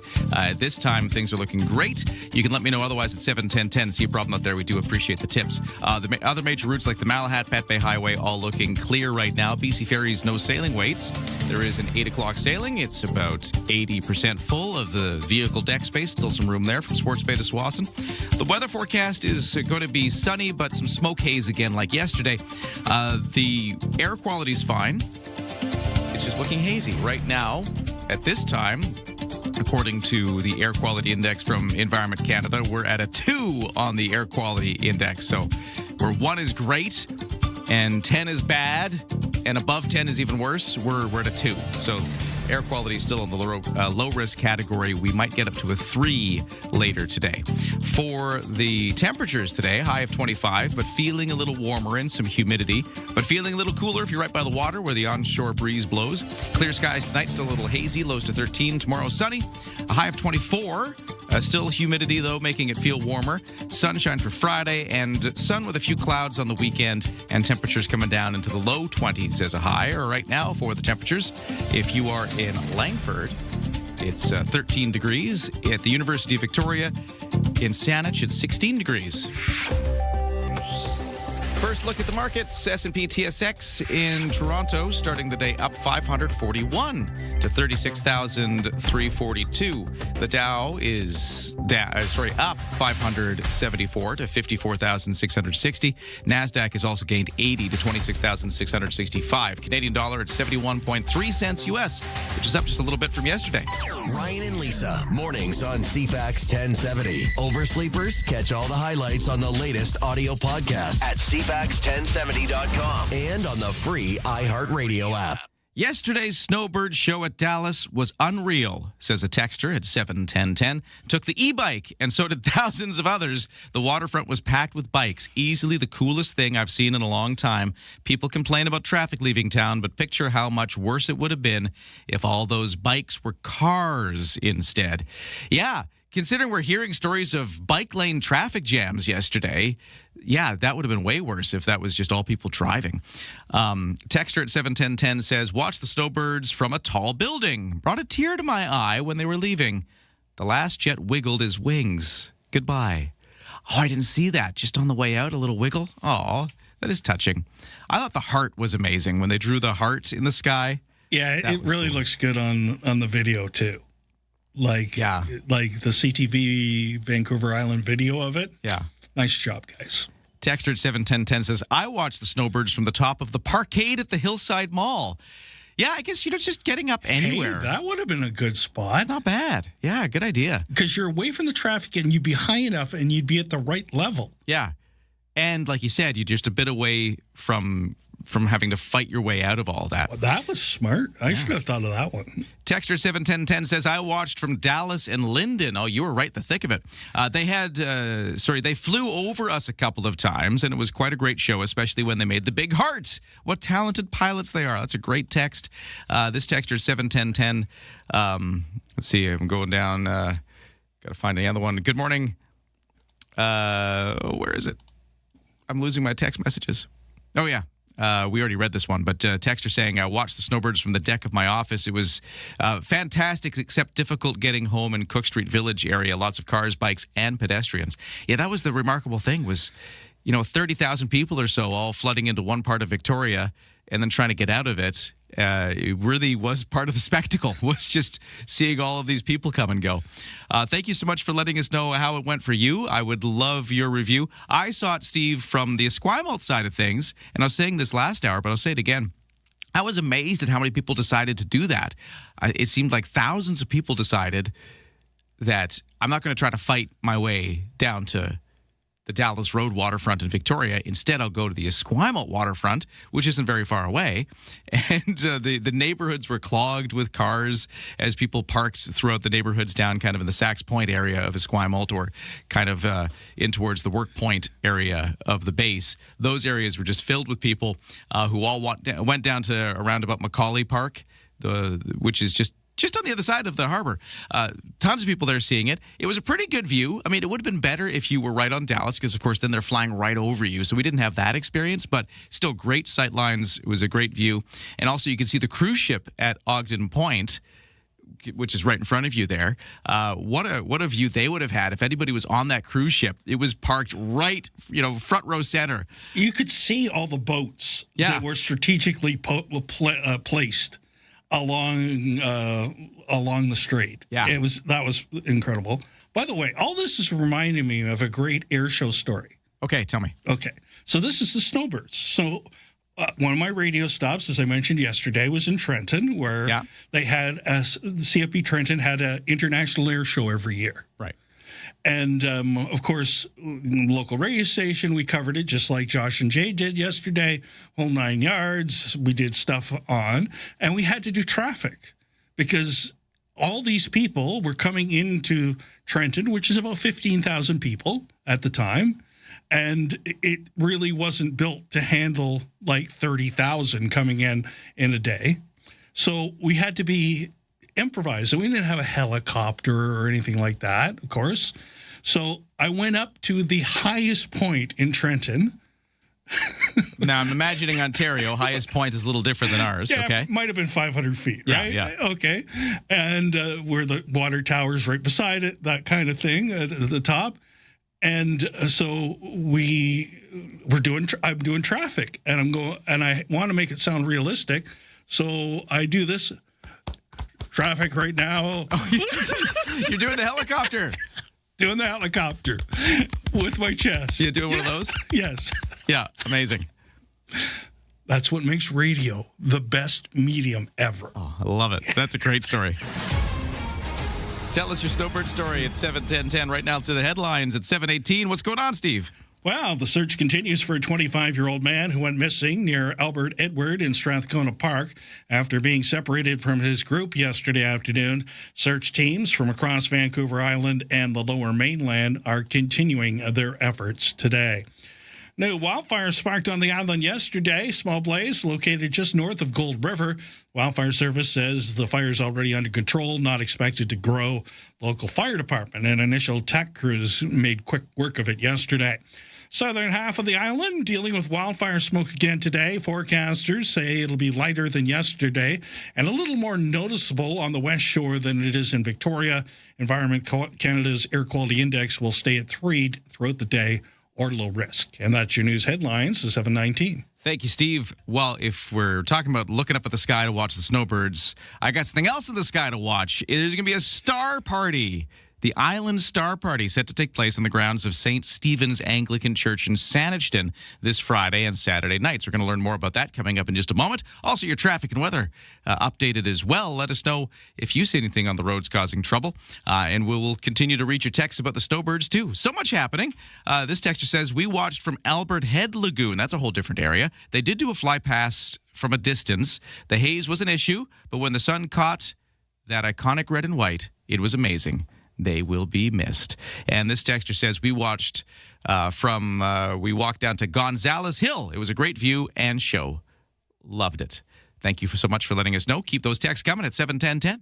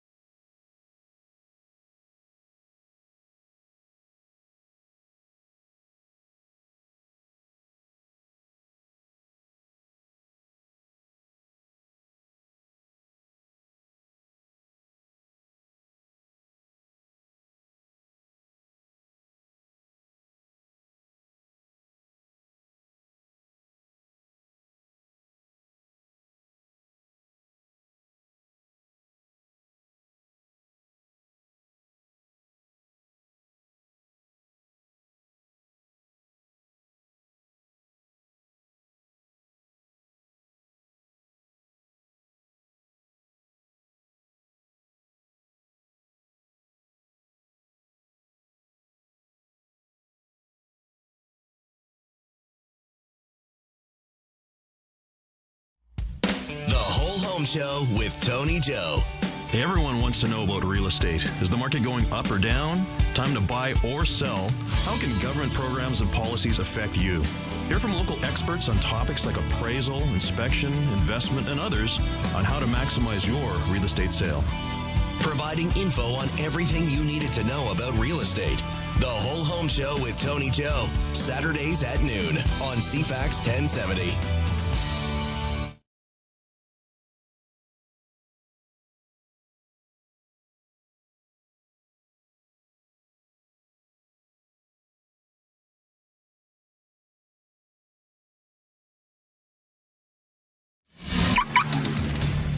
CFAX Morning Show brought to you by Bluebird Cabs. If you need a cab, download the new Bluebird Cabs app at Bluebird Cabs Ltd. They're proudly local and Canadian-owned and run since 1946. On the roads, it's still pretty clear. No major issues on any of our major routes. Pat Bay Highway, you're good. Malahat, you're good. West Shore commute is lighter than usual. You're still the slowdown on the Trans-Canada Highway through the bus lane widening area, but otherwise we're looking lighter than usual when it comes to a West Shore commute traffic volume level. The weather today is interesting because we've got that smoke haze back in the air, but it's not going to cause too much of an air quality issue. The Environment Canada Air Quality Index is forecast to stay at a 3, which is in the low risk range. Their air quality index goes from 1, which is the best, to 10 plus, which is the worst. And we're at a 3. kind of at the lower end of the scale. For the rest of the weather forecast, high of 25, feeling a little warmer and some humidity. Tonight, clear skies other than the smoke haze, and lows down to 13 degrees. We might see the wind pick up a little bit overnight tonight and into tomorrow as well. Ryan and Lisa are ready when you are. Good morning. Day or night, find the highlights under latest audio at CFAX1070.com and on the free iHeartRadio app. Great time to check out the stars. There is the Island Star Party set to take place on the grounds of St. Stephen's Anglican Church in Saanich this Friday and Saturday night. The Victoria Centre of the Royal Astronomical Society of Canada says it's the spot to be for anybody who wants to gaze upon celestial objects, with free drop-ins for the astronomy curious and by donation campouts for the hardcore stargazers. What's going on here? So I've got none other than Randy Enkin on the line. He's past president of the Victoria Centre for the Royal Astronomical Society of Canada. Randy, how you doing? Oh, I'm doing very well. You just gave me a new term, the astronomy curious. That's perfect. That's who we are. Well, yeah. I mean, I feel like you've got the hardcore enthusiast, but who doesn't at some point in their life look up at the stars and wonder? And that's the kind of person you want to tap into here, I'm assuming, as well as the hardcores. Absolutely. Wow. Okay. So, yeah, this is the thing. People have been looking up at the sky forever and everywhere in the world. And it's this fascination that just never goes away. And, you know, I got the bug when I was 8. And I think a lot of people, it's when they're kids and they see somebody with a telescope and they look up at for me, it was the Hercules cluster, a globular cluster up there. And I thought, wow, that's cool. This sort of thing can really change a life. Wow. Okay. So, Star Party, come on down if you're curious. What do you need to know about it? First off, I guess we should tell people where and when. I mentioned St. Stephen's Church in Saanich Friday, Saturday, but what are the times to show up more so? I guess the evening's got to be a big part of this, but when do things really kick off? Well, yeah, we will have people setting up tents and telescopes, and everybody is welcome to come after 4 o'clock, but the evening program starts at 7. So get there a bit before 7, and we've got door prizes, including a really good telescope. And then, you know, there'll be some talk about what we do through the year at the Victoria Centre of the Royal Astronomical Society of Canada.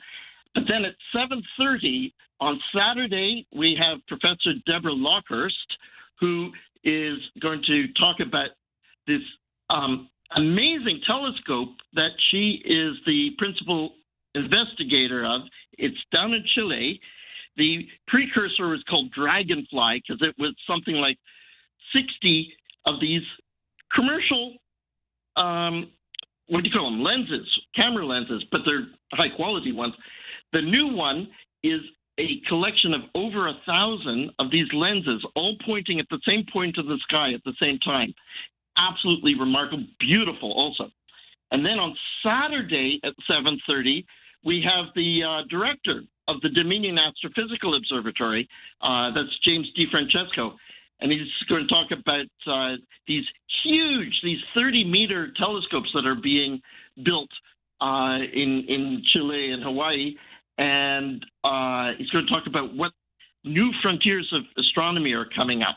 So really good. And then we do things like a telescope tour. We'll have lots of people out there with little to very big telescopes, and everybody is very generous in the club. So you don't have to bring a telescope. Just come, and we'll show you what sort of things you look for if you're looking at buying a telescope. And once it gets a bit dark, you know, around 10, then there'll be a tour of the skies, and then wander around and take a look at people's telescopes. Everybody will be pointing at things, and it's great. And a lot of us camp overnight, and it's happening in the 2 nights, so Friday to Saturday and Saturday to Sunday. Nothing much happens during the day. We mostly sleep. Well, I guess if you're going to stay up late watching the stars, you gotta get your sleep somewhere. And so you can bring a tent. I'm a moon person, so I have to wait until I think after midnight, or is it 1 o'clock for the moon to come up? Really? Okay. So you gotta sleep during the day in a tent. You're allowed to bring a tent and camp for free. Is that true? Yep. That's on the churchyard. Now, what? We're almost out of time, but again, real quick. Star Party. If you're interested, this is again St. Stephen's Church in Saanich is where it's happening. It's Friday and Saturdays we've established. But last question for you on this: what kind of stuff is up there right now? Like you mentioned, the moon. You got to wait a little longer for where the Earth is pointing right now, and at this hemisphere and all that sort of stuff. What are we looking at right now in the sky? So right now, the planets and the moon are not that great in the evening, so it's mostly looking at what's called the deep space objects. So the globular clusters, the galaxies. It's the reason that we did it this weekend is because there is no moon out in the evening. And while I like the moon, all my other colleagues, they like what I call the little white fuzzies. But there's so much to look up, and I just also like learning the constellations. Well, I hope to know how they're arranged up there. I hope there's some good little white fuzzies this weekend. That sounds great. Well, hey, Randy Ankin, Astronomy Curious. Randy Ankin for the Astronomy Curious. Join him and a bunch of others at the Island Star Party this weekend. Thank you so much for talking to us, and good luck. Thank you so much. We'll take a break. We got the 7:30 news next on CFAX 1070, and also we'll read more of your texts, your thoughts on seeing the snowbirds overhead last night. Where the noise stops and the conversation begins. Hey, it's Friday. Welcome to the Graham Richardson Show. The stories that shaped your week aren't just headlines. They are the moments we live through and the decisions that change what comes next. Let's take a closer look at that together. It's national conversations. From major policy shifts to the fun, unexpected trends and friends everyone will be talking about. It is intelligent, unpredictable, and completely Canadian. Stay informed. Stay ahead. The Graham Richardson Show. Friday morning at 9 a.m. right here on CFAX 1070.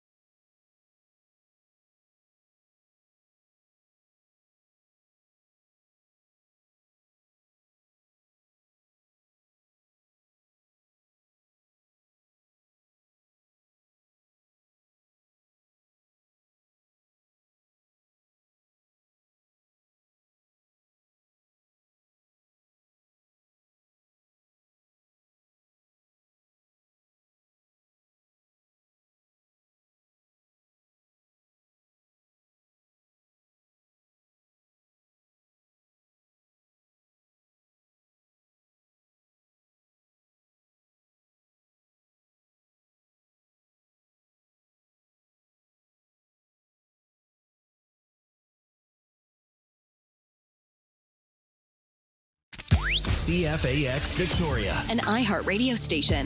If it's happening, it's here. CFAX 1070.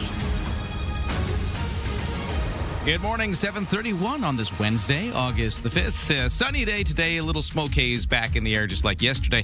Full forecast in a moment. Right now the news begins, and sitting in for Lisa Best, here is Steve Young. Thank you very much, Ryan. Good morning, everyone. Lloyd Robertson, the TV news anchor Canadians voted most trusted year after year, has passed away at the age of 92.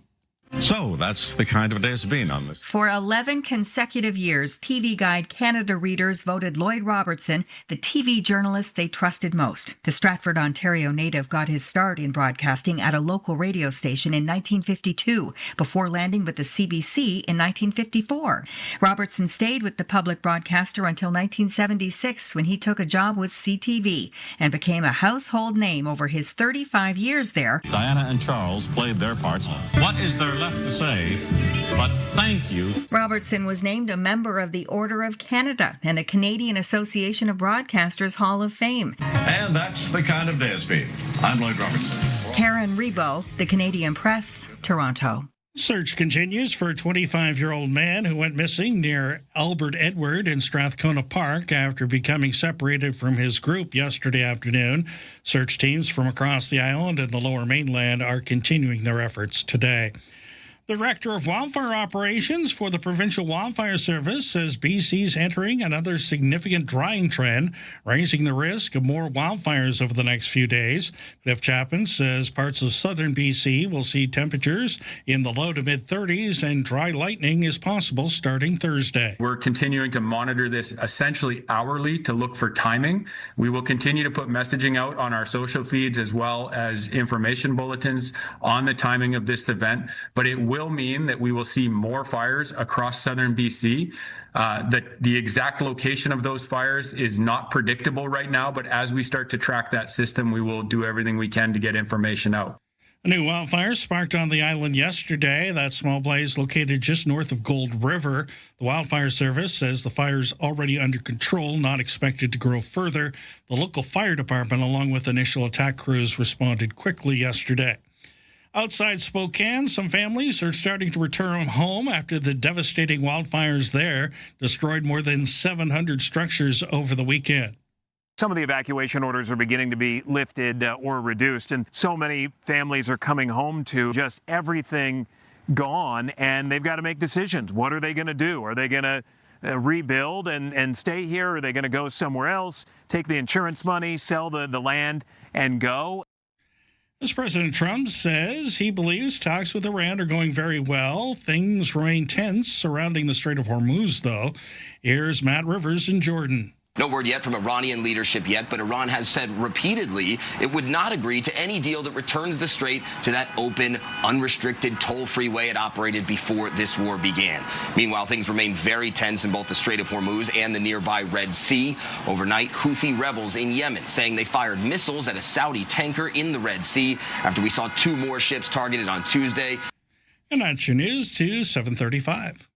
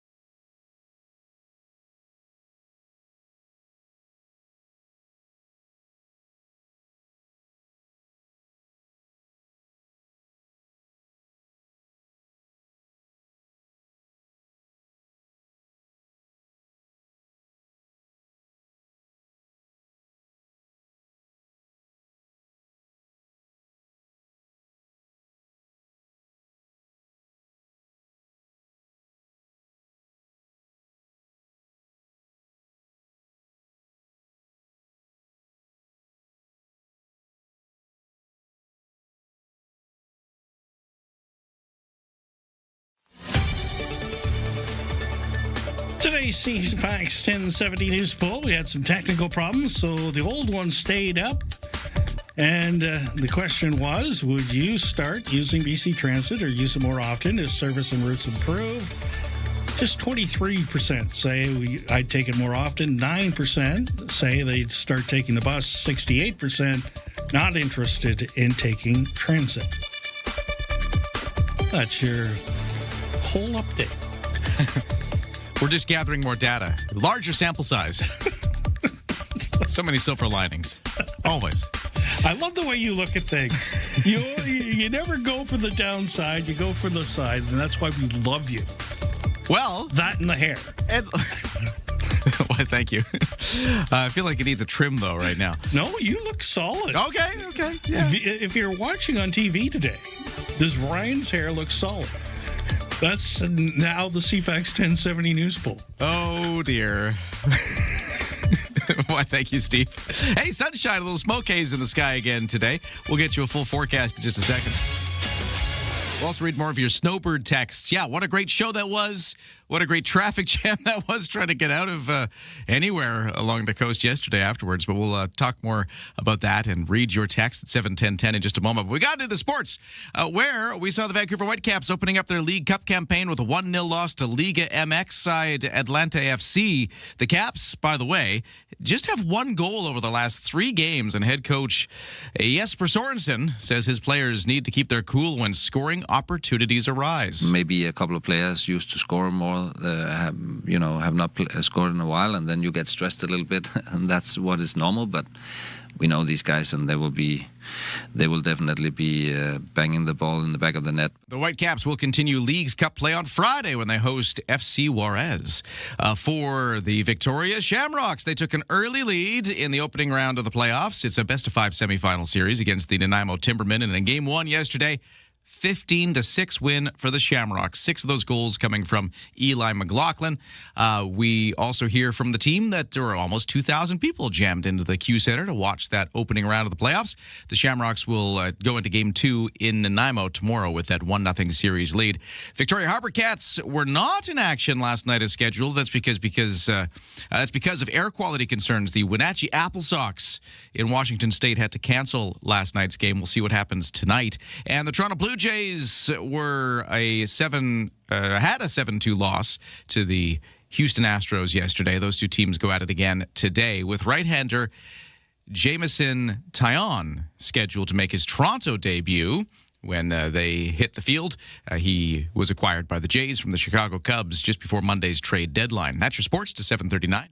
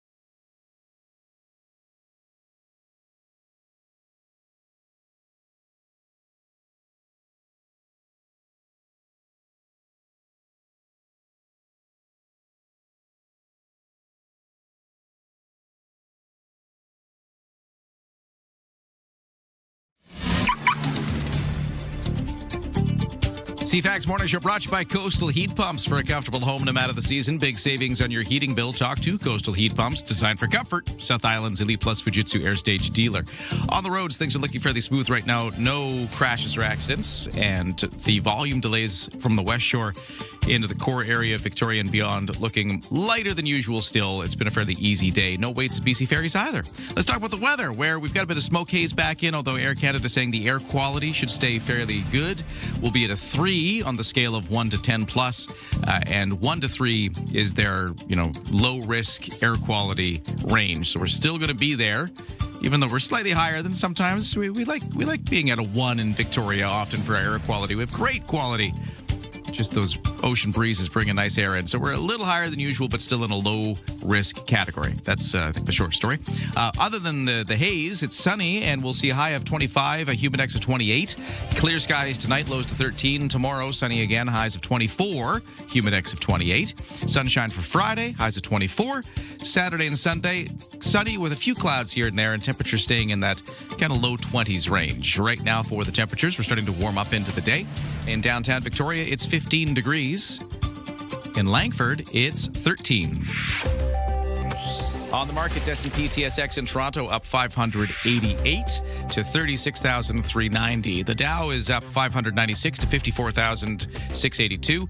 NASDAQ up 70 to 26,655. Canadian dollar at 71.3 cents US, which is up from yesterday. Ryan and Lisa, mornings on CFAX 1070. By the way, I got to remind everybody that we're giving away Rush tickets all this week on the show. We're going to do it today just after the 8 o'clock news, sports, weather, traffic, business news, all that stuff. Because Rush is bringing their 50-something tour to the Rogers Arena in Vancouver on both December 15th and December 17th. We've got tickets to the December 15th show. But we're not just giving them away. We're making you work for it. We are just after the 8 o'clock news, going to be rushing through a Rush song. We're going to play a Rush song at a fast sped up speed to throw you off. And you still got to tell us what the song is. If you can correctly identify the song title, you'll get the tickets. Pair of tickets to go see the show. So give us a call if you want to try to be a contestant. We'll take a random caller just after 8, and we will play another round of rushing through a Rush song. But we're also hearing your reviews of the Snowbirds last night. I got a bunch of text messages here. Steve, one texter says, imagine this in the early 2030s. New Snowbirds screaming over Dallas Road, and a couple of Canadian brand new submarines are parked right offshore. Absolute goosebumps, says the texter. I really hope there are some other reasons to throw big festivals like what we saw down at the Dallas Road waterfront. Yeah, what a cool spectacle that was, and hopefully we see more of that kind of stuff. Texter at 71010 says, I watched from Dallas and Bushby with some friends, took some photos, loved the heart sign. The Snowbirds are super. I'm sad it was their last time for a while. It took me an hour to get to the Hillside Mall afterwards. Oh, this texter says, good morning. I parked in the old Bay Center Parkade, walked to Dallas Road, made some new friends with a couple of gals from Wisconsin who were absolutely thrilled to be able to catch the show. We got front row seats on a log on the beach. Amazing show. Loved it. And got my steps in, too. Yeah, if people walked in, that was the way to do it, I think, because you kind of missed not just the traffic jam for the cars, but the bike lane jam that we hear was a thing with all the cyclists. And this texter says, I was also at the Dallas Road waterfront watching the Snowbirds. I was really happy at the end of the show to be on Dallas as part of the tens of thousands of people walking up the street like a human parade. I thought it was a very special moment as well. That's actually kind of cool that, yes, the traffic jam was a lot, but I think just sort of being in that collection of everybody getting there and leaving together, you could also look at it that way. Like, this was just a big moment to be a part of, and the big human parade being a part of that. That's a great way to think about it. That's cool. And all the things that downtown Victoria has in terms of little shops that, pastries and coffee, they must have done really well with people walking up and down, right? Like, might as well grab a drink while I'm walking around. Yeah. I so would have been in for a cherry Danish. Well, hey, when you're making all those steps, you've earned a treat. Right? Texter at 71010 says, good morning. We were down on Dallas Road to watch the Snowbirds, having been at the Aviation Museum to meet the pilots. Made the show last night even more amazing. Definitely brought me to tears as they flew off. I'm hearing a lot of that from our texters. And even one texter mentioned he thought it seemed like partially somber. Like, it was a lot of people clapping and cheering for the Snowbirds, but also a lot of just sort of quiet reflection was happening. Well, at least where the one texture was. This texture says, it was a frustrating 35 minutes to drive southbound from Bay Street to Fairfield Street. I then decided instead to turn around to go northbound and watch from the parking lot at the Save On Foods Memorial Center Arena. This provided a quicker exit to the West Shore to attend the Victoria Shamrocks playoff game at 6:30. There you go. There's some priorities. I love it. Great. I'm so glad people are weighing in on their experiences last night, because what a cool moment that was for Victoria yesterday. If you're anywhere near it, you just kind of got the vibe. It was a big moment. This texter says there was a cycling traffic jam on Government Street in the James Bay area. There were cars parked in the bike lanes as well.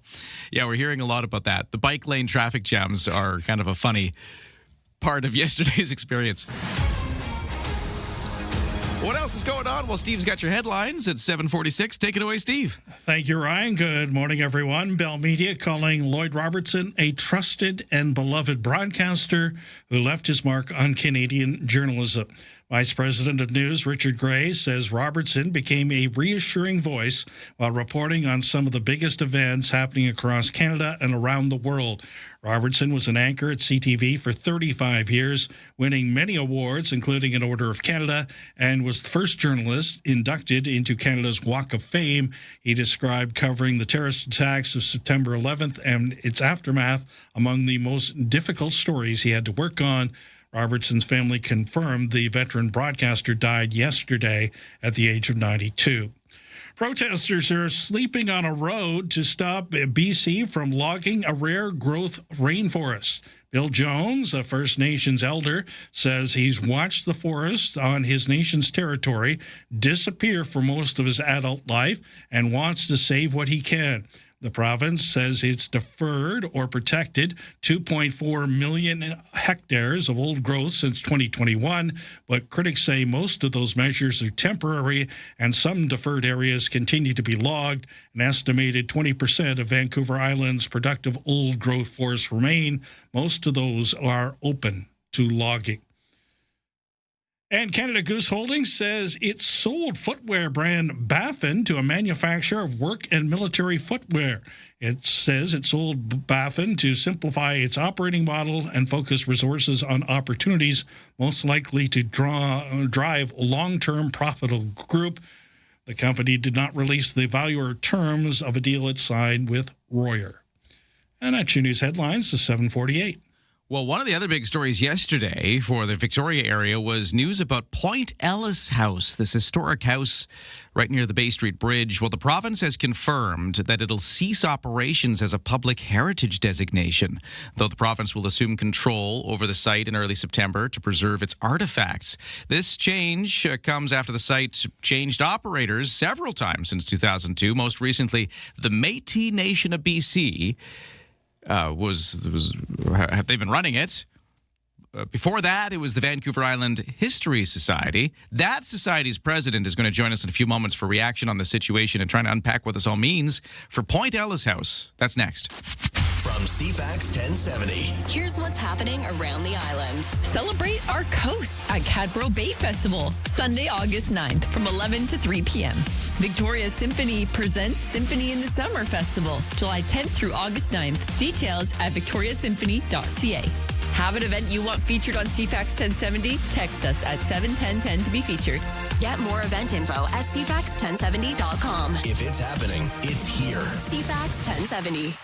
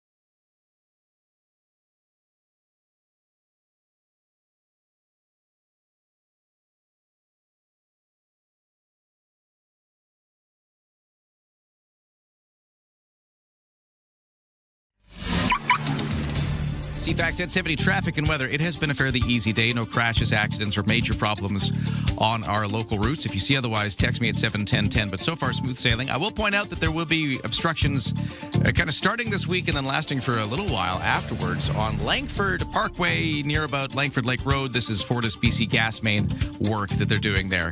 So obstructions will be there from 7 a.m. to 7 p.m. For the weather forecast, a little smoke haze back in the air, but it's not making the air quality much worse. We're going to be at a 3 on the scale of 1 to 10, which is in the low risk category still. It's a little higher than we might typically be in Victoria, but not to any concerning level. You might just see it out there too, that smoke haze. Maybe you'll smell it at times.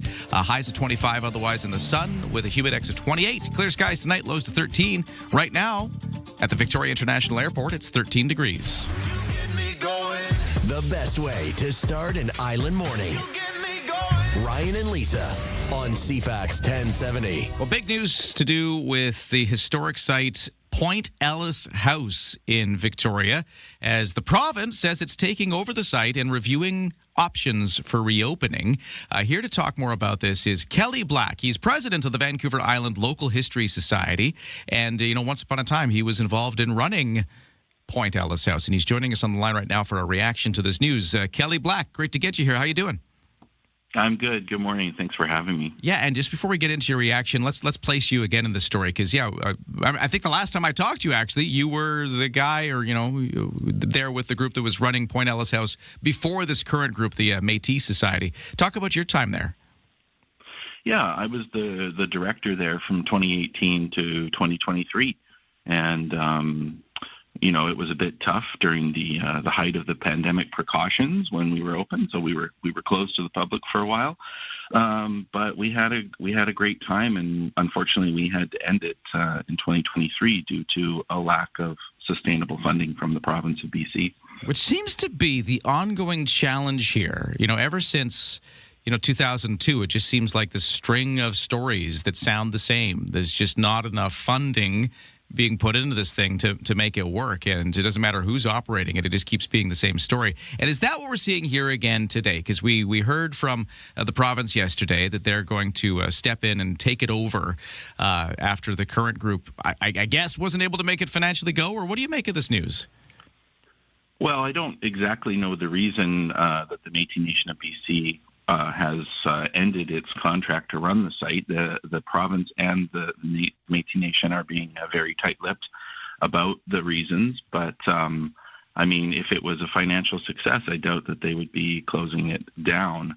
And you're right, this is part of a long trajectory that provincial heritage sites have been, undergoing since 2002, when the Campbell BC Liberal government basically devolved away the management of its provincially owned heritage sites to private operators, not-for-profits. But when they did that, they also significantly reduced the budgets, and those budgets have just been cut and cut and cut. And as we all know, the costs of things go up and up and up, and that means that it just gets harder and harder to present the province's past to people at places like Point Ellis House. When I was the director, I used to point out to people that in 2007, the province commissioned a report for all its heritage sites saying, what does it take to sustainably run these places? And in 2007, almost 20 years ago, the report said Point Ellis House needed $236,000 annually in order to just pay for the regular bills like hydro and maintenance and a few staff. So that was 20 years ago. And when we stopped operating the site, the province refused to provide more than $110,000 annually, which meant that it's just not feasible. Yeah. And it's a shame, because this is a really unique spot, and we'll remind everybody about it. People might be familiar with it, but maybe aren't fully familiar with how cool this is. Point Ellis House is not just this old 19th century structure. It was, the original owners who were in there living in it, kind of all of the furniture, all of the stuff, all of the receipts for everything they bought kind of came with the house. So you have this really well documented sense of life in the 1800s Victoria, right down to all of the paperwork, and all of the Christmas decorations you'd bring out at Christmas were just their Christmas decorations. Talk about how special this place is. Oh, it's incredibly special. That's why it became a provincial heritage site in 1975. That's why the NDP government under Dave Barrett purchased it, because it is so special. As you say, it's got, tens of thousands of objects that are original to the house. I used to tell people we had a family Bible from 1775 and a hydro receipt from 1975 and everything in between. But not just the collection of objects that need to be cared for, also the house built in 1861-62, which needs to be cared for, also almost 2 acres of heritage-designated gardens, which are very special, plus the longest remaining natural shoreline on the Gorge Waterway. This is a hugely special place for natural history, for our cultural history here in British Columbia, and there's a lot that we can learn at Point Ellis House about our past, about our present, and it just continues to be a shame that this situation of the closure, yet again, is just another. It points to the province's failure to adequately fund the operations of its provincially owned heritage sites. Now, we know the province is sort of taking control of it, and the future beyond that is a little uncertain. What do you hope happens next? Well, I mean, the province taking control, as far as I understand it, that means it's closed because the province does not have staff to operate a provincial heritage site. The heritage branch is a very small group of staff, and they do what they can, but they're not going to be opening the doors to people and interpreting it as we used to do with staff and volunteers.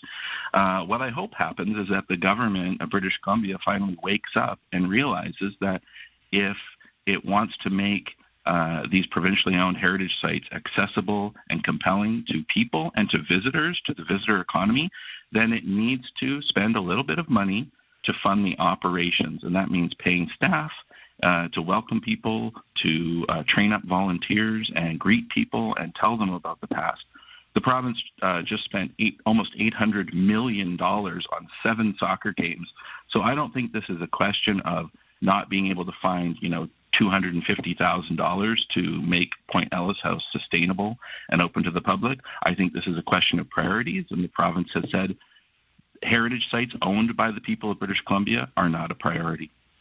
We're talking to Kelly Black, currently president of the Vancouver Island Local History Society. But as we've been hearing, obviously he was intimately involved with running Point Ellis House for a few years, weighing in on the news that the province is taking over the site, reviewing options for reopening somewhere down the road. But that's the latest news there. Thank you so much for weighing in and giving us your perspective. Thanks for having me on the show. All right. Well, we'll take a break, but I'm sure there'll be more to that story as we try to figure out what happens to this, historically significant site in Victoria. What's next? We'll keep you informed as we learn more. Right now, we'll take a break. 8 o'clock news coming up, and then we're going to play Rushing Through a Rush song. Can you identify the sped-up Rush song that we're about to play? Because if you can, you'll win tickets to go see Rush in Vancouver in December. That's coming up.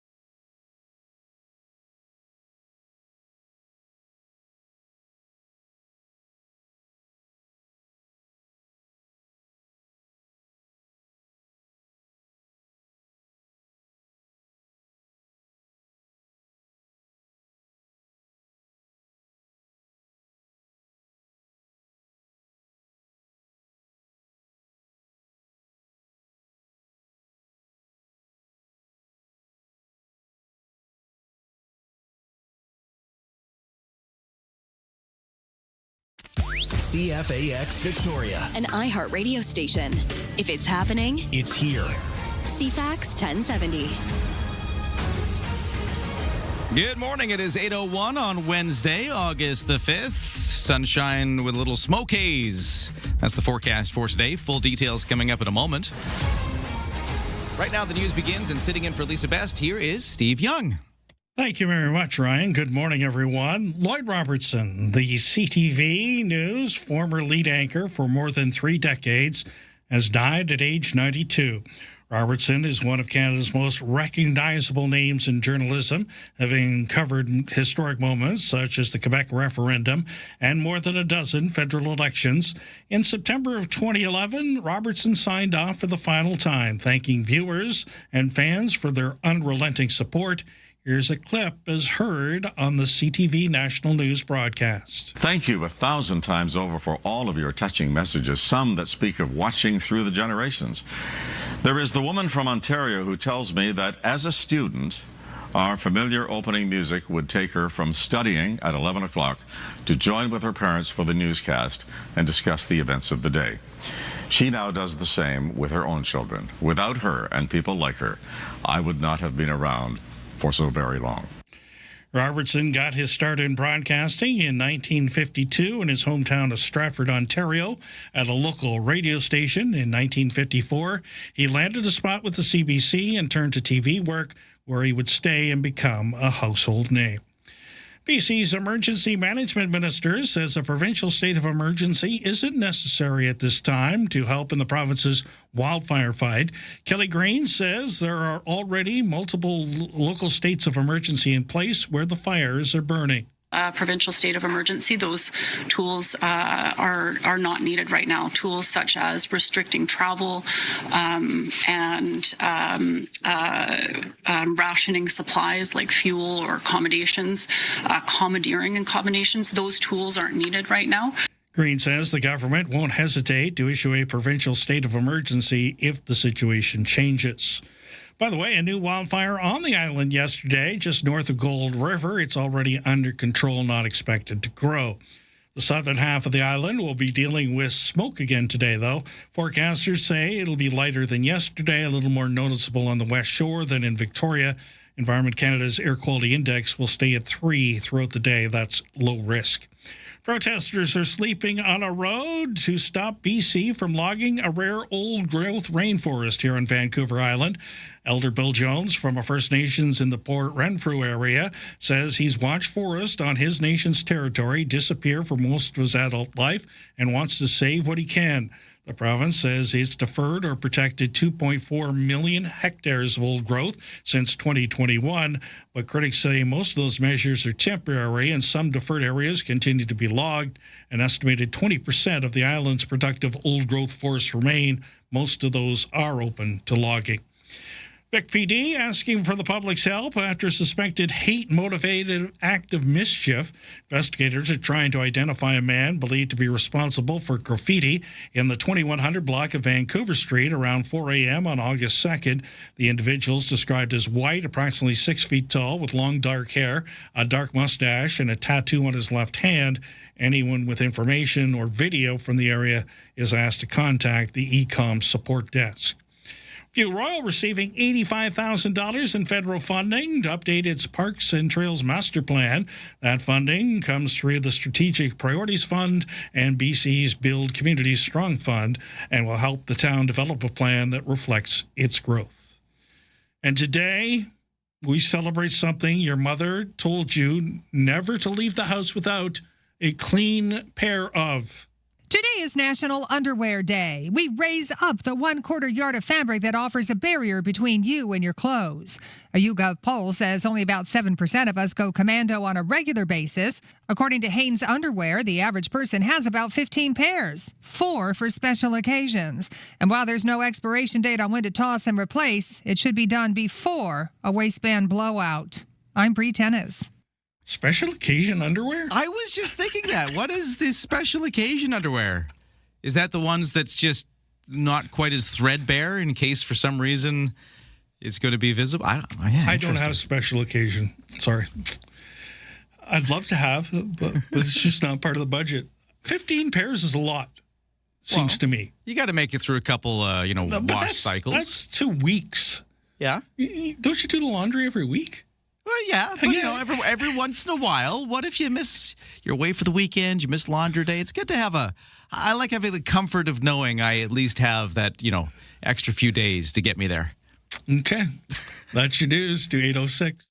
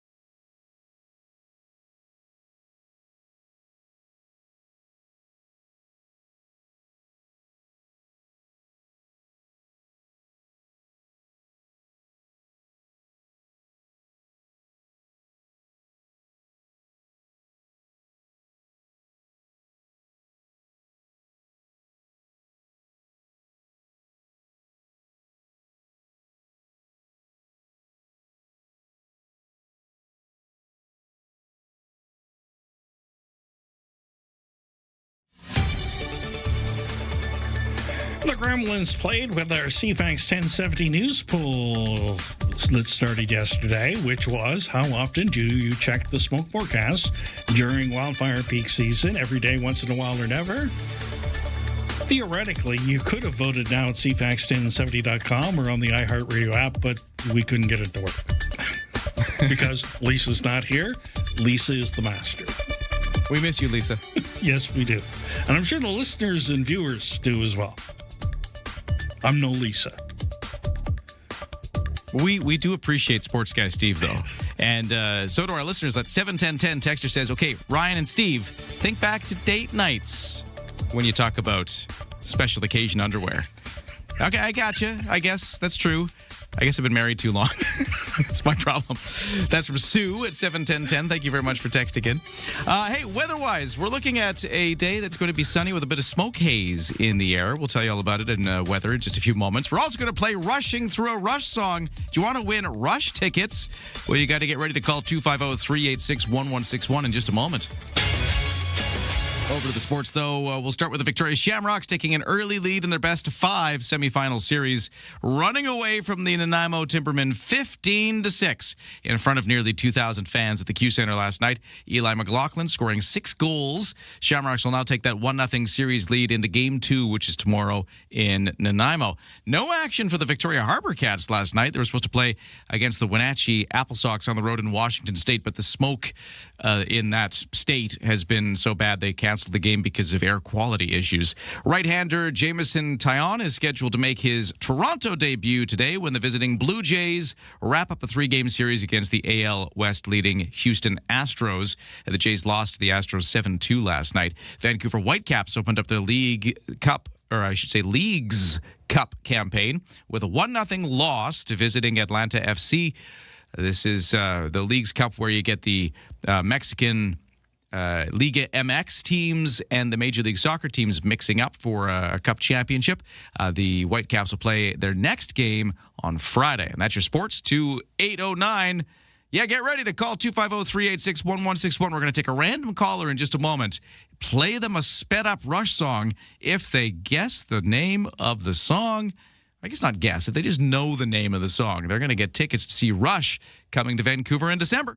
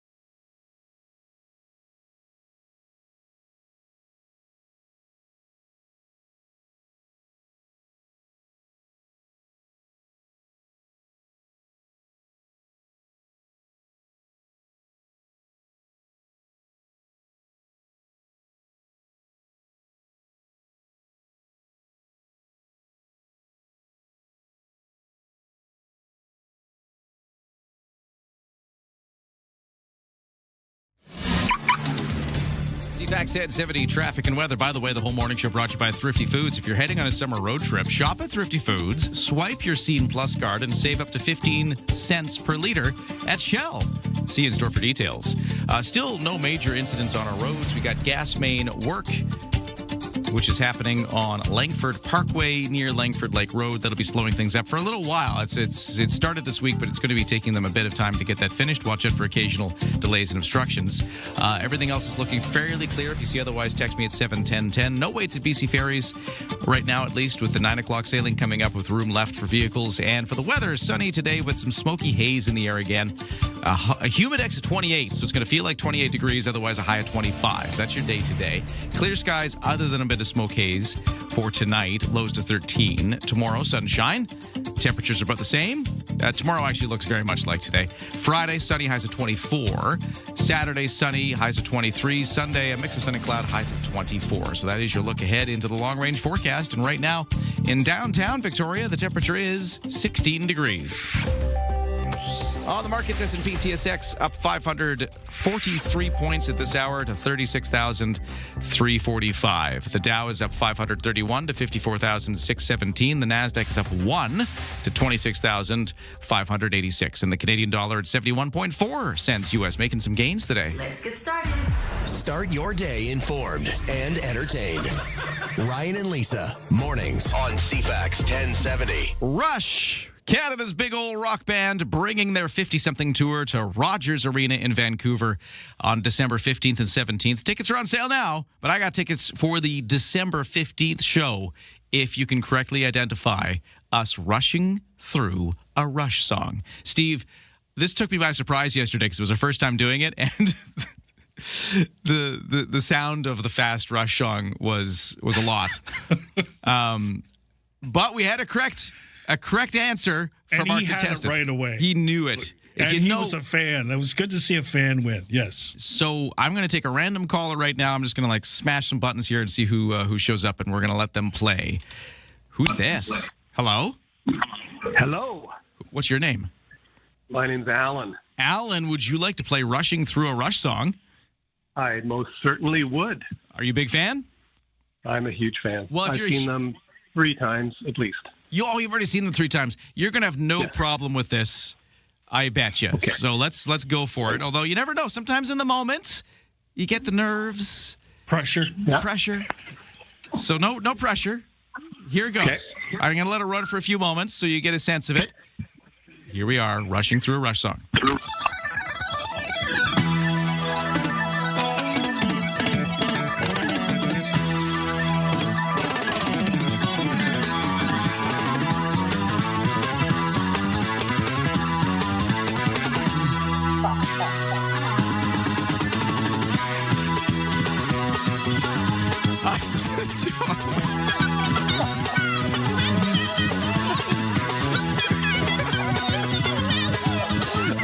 I'm so sorry. All right, Alan, any thoughts there? The spirit of radio, but it sounds incredible. Actually, I kind of dug it. It's got a bit of something. Could you imagine if Getty was listening to CFAX, on a Wednesday at 8:15 in the morning? I'm glad he lives in Toronto. He would not be happy. You know when you go to rock concerts and they always play the songs a little bit more sped up. Rush doesn't do that, of course, but they could. Now, it would take some skill, but maybe they could get there. But anyways, Alan, spirit of the radio. You are the winner of today's pair of tickets to see Rush coming to Rogers Arena. I'm so glad you said you saw them 3 times. Well, you're going to add a 4th time, my friend. Oh, my goodness. This is great. Thank you very much. Oh, you're welcome. Hang on the line. We're going to take your information off the air and get you your tickets. We still got 2 more pairs to give away because we got Thursday and Friday to play. We're going to speed up some more Rush. Hopefully nobody assaults me because of the sacrilege. The guitar riff really did sound interesting. Well, just the intro to that song. Listen to that again. That's what it got me.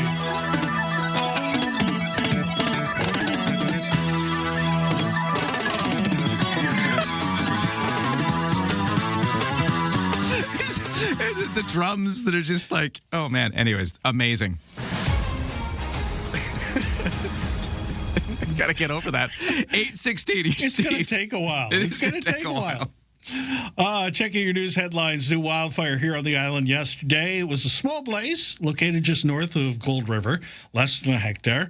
The wildfire service says it's already under control, not expected to grow further. The local fire department and initial attack crews responding quickly there. Southern half of the island dealing with wildfire smoke again today. Forecasters expect it'll be lighter than yesterday and a little more noticeable on the west shore than it is in Victoria.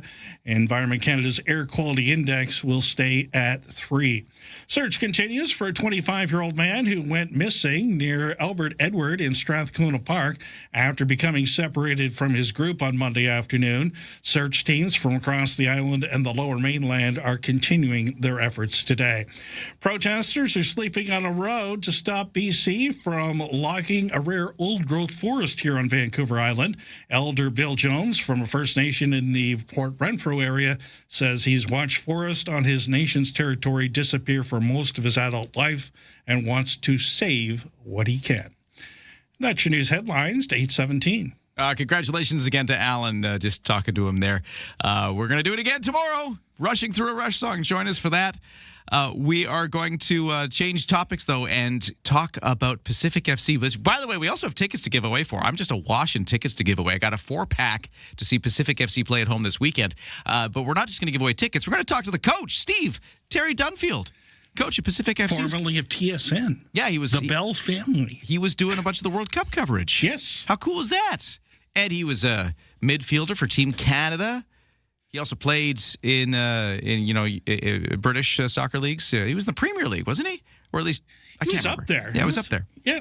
Anyways, great to catch up with him. What's going to happen at this week's game? Will they get that first win? All of these questions coming up.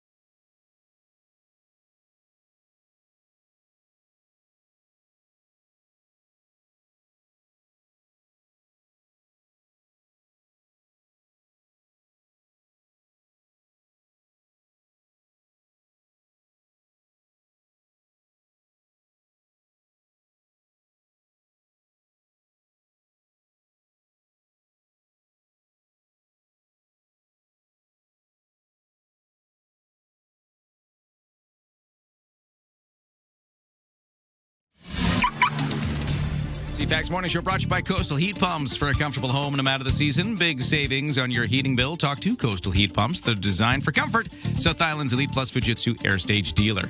What's going on the roads? Not much. There's smooth sailing out of the West Shore into Victoria. Things are lighter than usual is how I'll qualify that. Not nobody on the roads, just much lighter than a usual West Shore commute. For the Pat Bay Highway and the Malahat looking clear. For the BC Ferries, no sailing waits right now. There is that gas main work on Langford Parkway. Watch out for obstructions there near Langford Lake Road. Now to the weather. So some smoke haze back in the air like yesterday. It's very similar to yesterday's forecast. Sunshine, a little bit of humidity, highs of 25, but feeling warmer. And then the haze. What does that mean for air quality is a question we're getting. Well, the Environment Canada Air Quality Index is going to hit about a 3 today. On a scale where 1 is really good and 10 plus is terrible, we're at a 3, which is in their low risk category. So we're never going to get into any kind of concerning risk level for our air quality, but there will be just that noticeable smoke haze kind of hanging over us again today like yesterday. Right now for the temperatures, it is, at the Victoria International Airport, it's 16 degrees. That's the official temperature for Victoria, but a little warmer at the University of Victoria in Saanich, where it's 17. It's all here. News, weather, traffic, and community events. Ryan and Lisa, mornings on CFAX 1070. So I got this 4-pack of tickets to give away to see Pacific FC this Saturday. Well, we're going to give those away in a few moments, but even better, we're going to talk to the coach before that because Terry Dunfield, coach of Pacific FC, is on the line with us right now. Sir, how you doing?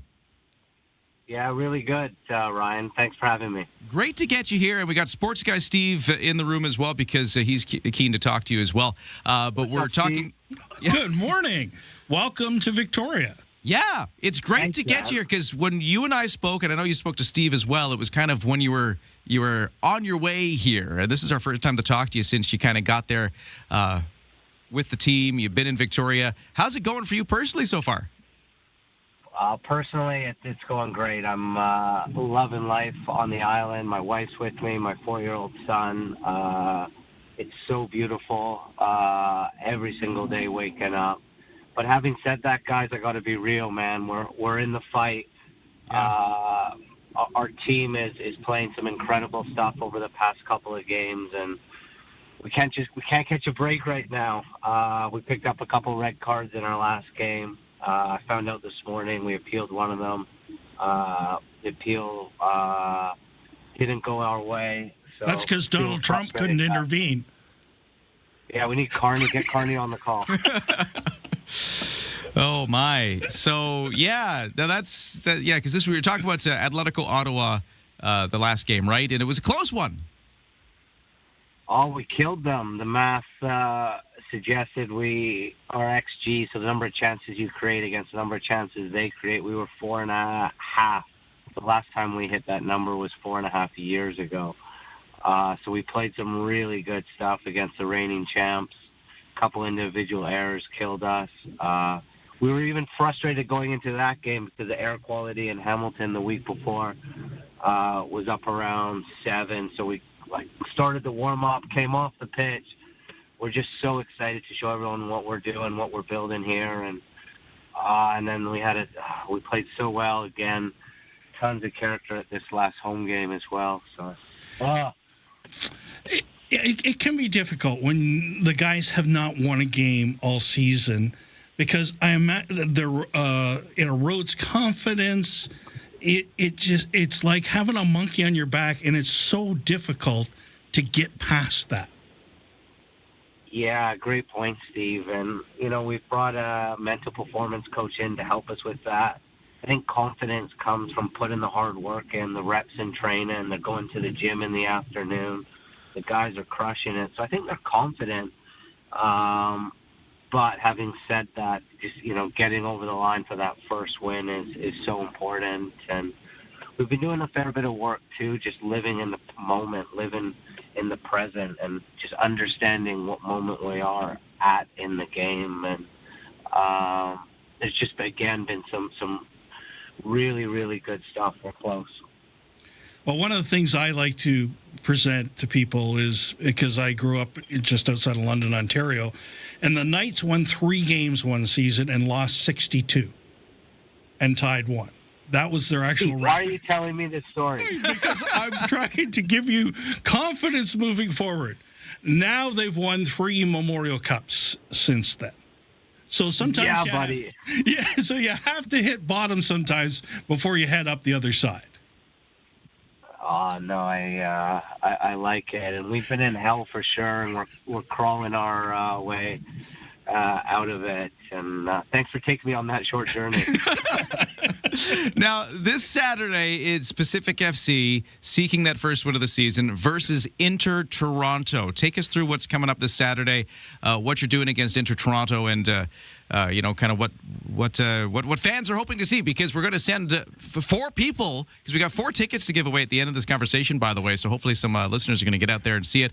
Talk us through what's the plan for Saturday. I think big picture, I think it's got to be clear, and our fans got to know, and hopefully our new fans coming to the game, that our mission this year is to make the playoffs. There's still a lot of football left. And we're coming up against a team from Toronto that's wobbling a little bit. They just got beat 5-0 by Calgary. Having said that, we've got to focus on what we're doing and what we're building. and hopefully come down to Starlight and be a part of our first win of the season, where we really build some momentum for what's left. And you just said that there's still lots of season left, so take us through that. It's not like it's the end of the road for you. It's not like you're out of playoff contention. You still could technically do it? Yeah, we still have over half the season left. A month ago, Vancouver FC were in a similar situation to us, where they were performing well. Their XG was high. They put together a couple of wins, and they sit third now. So things can change quickly with just the way the league has played out this year. So we're excited for sure, and we're building something special. And a big part of our mission as well is reconnecting with our fan base and the community. So you're going to see an exciting brand of football, and you're going to see our guys in the community more as well. Now, you added a couple of veteran players last week. How much does that help? Yeah, I think we've put together a 3 to 5 year strategy, but also I think what we need is a bridging strategy to get us to the end of the year to help us nail the goals that we just discussed. And we've brought in a center forward that knows the league well. He scored 4 against us last year. He helped carry Inter Toronto, the team we're playing this weekend, to the playoffs last year. I know him well from my time at Toronto FC. And then we've also brought in a nice young midfielder with some Canadian youth national team experience from Calgary. He's been finding it hard to get minutes there, and he'll just bring a little bit more football to us. So really excited about that, and also how we've beefed up our recruitment team. We've signed a partnership with Kitman Labs.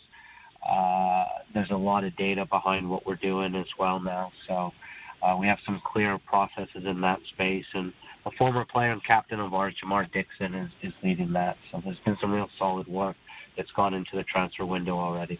We're talking to Terry Dunfield, coach of Pacific FC, and would you like to see the new coach leading the team this Saturday against Inter Toronto, seeking that first win of the season? I got a 4-pack of tickets to give away. So, Terry Dunfield, one last thing I'll ask of you is we're going to give this away to a caller somewhere between 1 and 6, callers 1 through 6. One of those lines we'll pick here. Which one should we pick? 3. And let's ask a question. Okay. What year did we, and I think legacy and history is so important, and it's a big part of how we want to play, did we win the North Star, won everything? North Star. Yeah, what Okay. year did we win the championship? 250-386-1161. Call me now. Tell me, what year did we win North Star, the championship as Pacific FC? And you'll walk away with those 4 tickets to see Saturday's game. Terry Dunfield, love chatting with you about the team. I hope we do it again soon, okay? Yeah, let's keep this going, guys. Appreciate the support. All right, cheers. Have a good day. There you go. Steve, what do you make of that? He's on the right track. You can tell he's making changes, and they're not just subtle stuff, like superficial stuff. Yeah. When you start to get into, the analytics and stuff, he's got a point to what he's doing. So it's probably not revolutionary, but you set a base that you can work from. Caller 3 is going to go see him at work on Saturday. So call in now. Answer that skill testing question. We'll give you those tickets. Meanwhile, Steve, it's almost time for the 8:30 news. In fact, it is time for the 8:30 news. Let's just get to that in just a moment. CFAX 1070 wants you to roar with the BC Lions. It's Josh and Jade. How does you, 3 friends, and the BC Lions sound? We can make it happen. All you got to do is listen. This week, listen to Josh and Jade afternoons on CFAX 1070 for your chance to win a 4-pack of tickets to this weekend's home game at BC Place. Lions, Ticats, and you. Listen for your chance to win. Touchdown, BC Lions! Get details now at CFAX1070.com. What a play!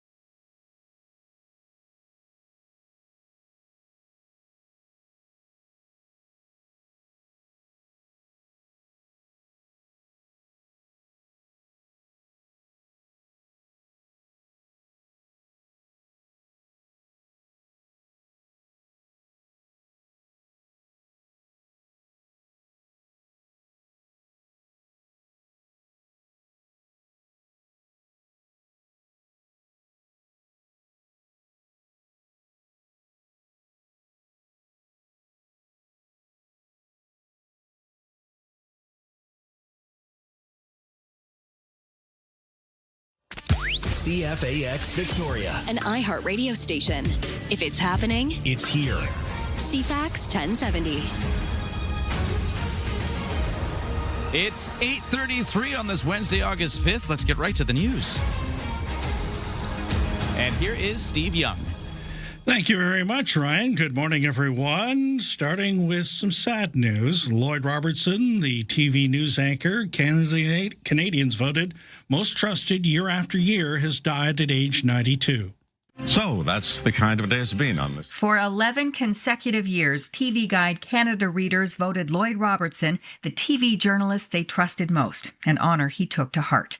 The Stratford, Ontario native got his start in broadcasting at a local radio station in 1952, before landing with the CBC in 1954 and started in television.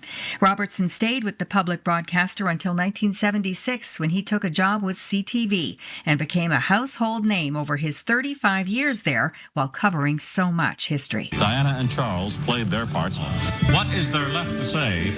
But thank you, thank you, thank you. Robertson was named a member of the Order of Canada and the Canadian Association of Broadcasters Hall of Fame. And in 2007, he also became the first journalist to be inducted into Canada's Walk of Fame. And that's the kind of day it's been. I'm Lloyd Robertson. Karen Rebo, The Canadian Press, Toronto. Director of Wildfire Operations for the Provincial Wildfire Service says BC is entering another significant drying trend, raising the risk of more wildfires over the next few days. Cliff Chapman says parts of southern BC will see temperatures in the low to mid-30s and dry lightning is possible starting on Thursday. We're continuing to monitor this essentially hourly to look for timing. We will continue to put messaging out on our social feeds as well as information bulletins on the timing of this event, but it will mean that we will see more fires across southern BC. The exact location of those fires is not predictable right now, but as we start to track that system, we will do everything we can to get information out. The new wildfires sparked on Vancouver Island yesterday, a small blaze located just north of Gold River. The Wildfire Service says it's already under control, not expected to grow. The local fire department did some yeoman's work there. Search continues for a 25-year-old man who went missing near Albert Edward in Strathcona Park after becoming separated from his group on Monday afternoon. Search teams from Vancouver Island and the Lower Mainland are continuing their efforts. And celebrity blogger Perez Hilton reportedly in a Florida hospital. Internet personality Perez Hilton is reportedly receiving professional medical care after Miami-Dade deputies responded to his residence in Westchester last night. Concerned viewers alerted police after a graphic video appeared on Hilton's live stream, apparently trying to hurt himself. Hilton's management team states they are prioritizing his health and well-being. The sheriff's office confirming that the individual was alone inside the home and safely taken into protective custody. There is no update on the 48-year-old's condition this morning. National mental health resources are available 24/7 by dialing 988. Natalie Rodriguez, Miami. That's your news to 8:36.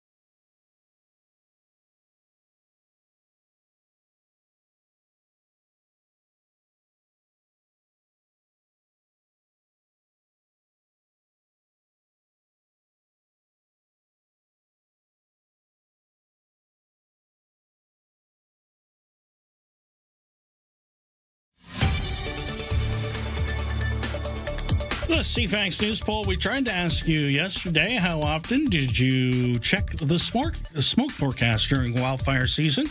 Every day, once in a while, or never? And unfortunately, we couldn't get that to work on the CFAX1070.com. We'll try with a new poll today.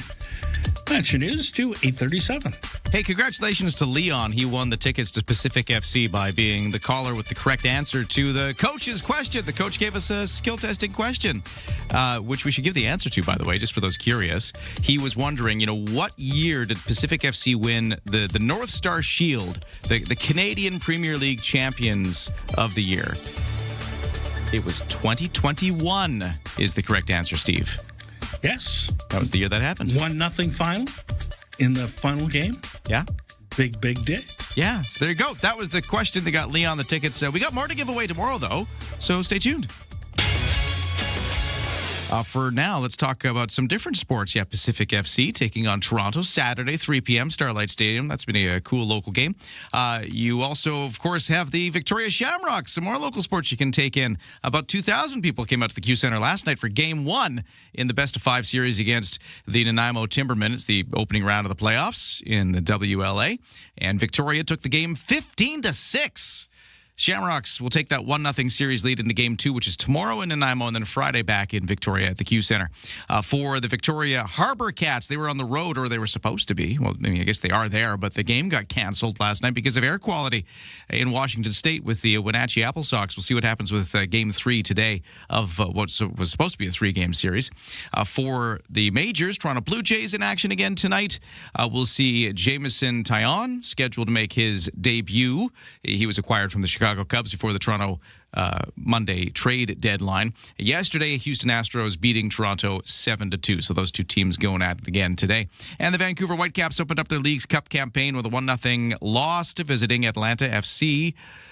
We had just a lot of opportunities in the second half, but no finishing for the Vancouver Whitecaps. And Jesper Sorensen, the coach, says his players do need to keep their cool when opportunities arise. Maybe a couple of players used to score more, have not scored in a while, and then you get stressed a little bit, and that's what is normal. But we know these guys, and they will definitely be banging the ball in the back of the net. The Whitecaps continue League's Cup play on Friday when they host FC Juarez. This is your CFAX Sports to 840.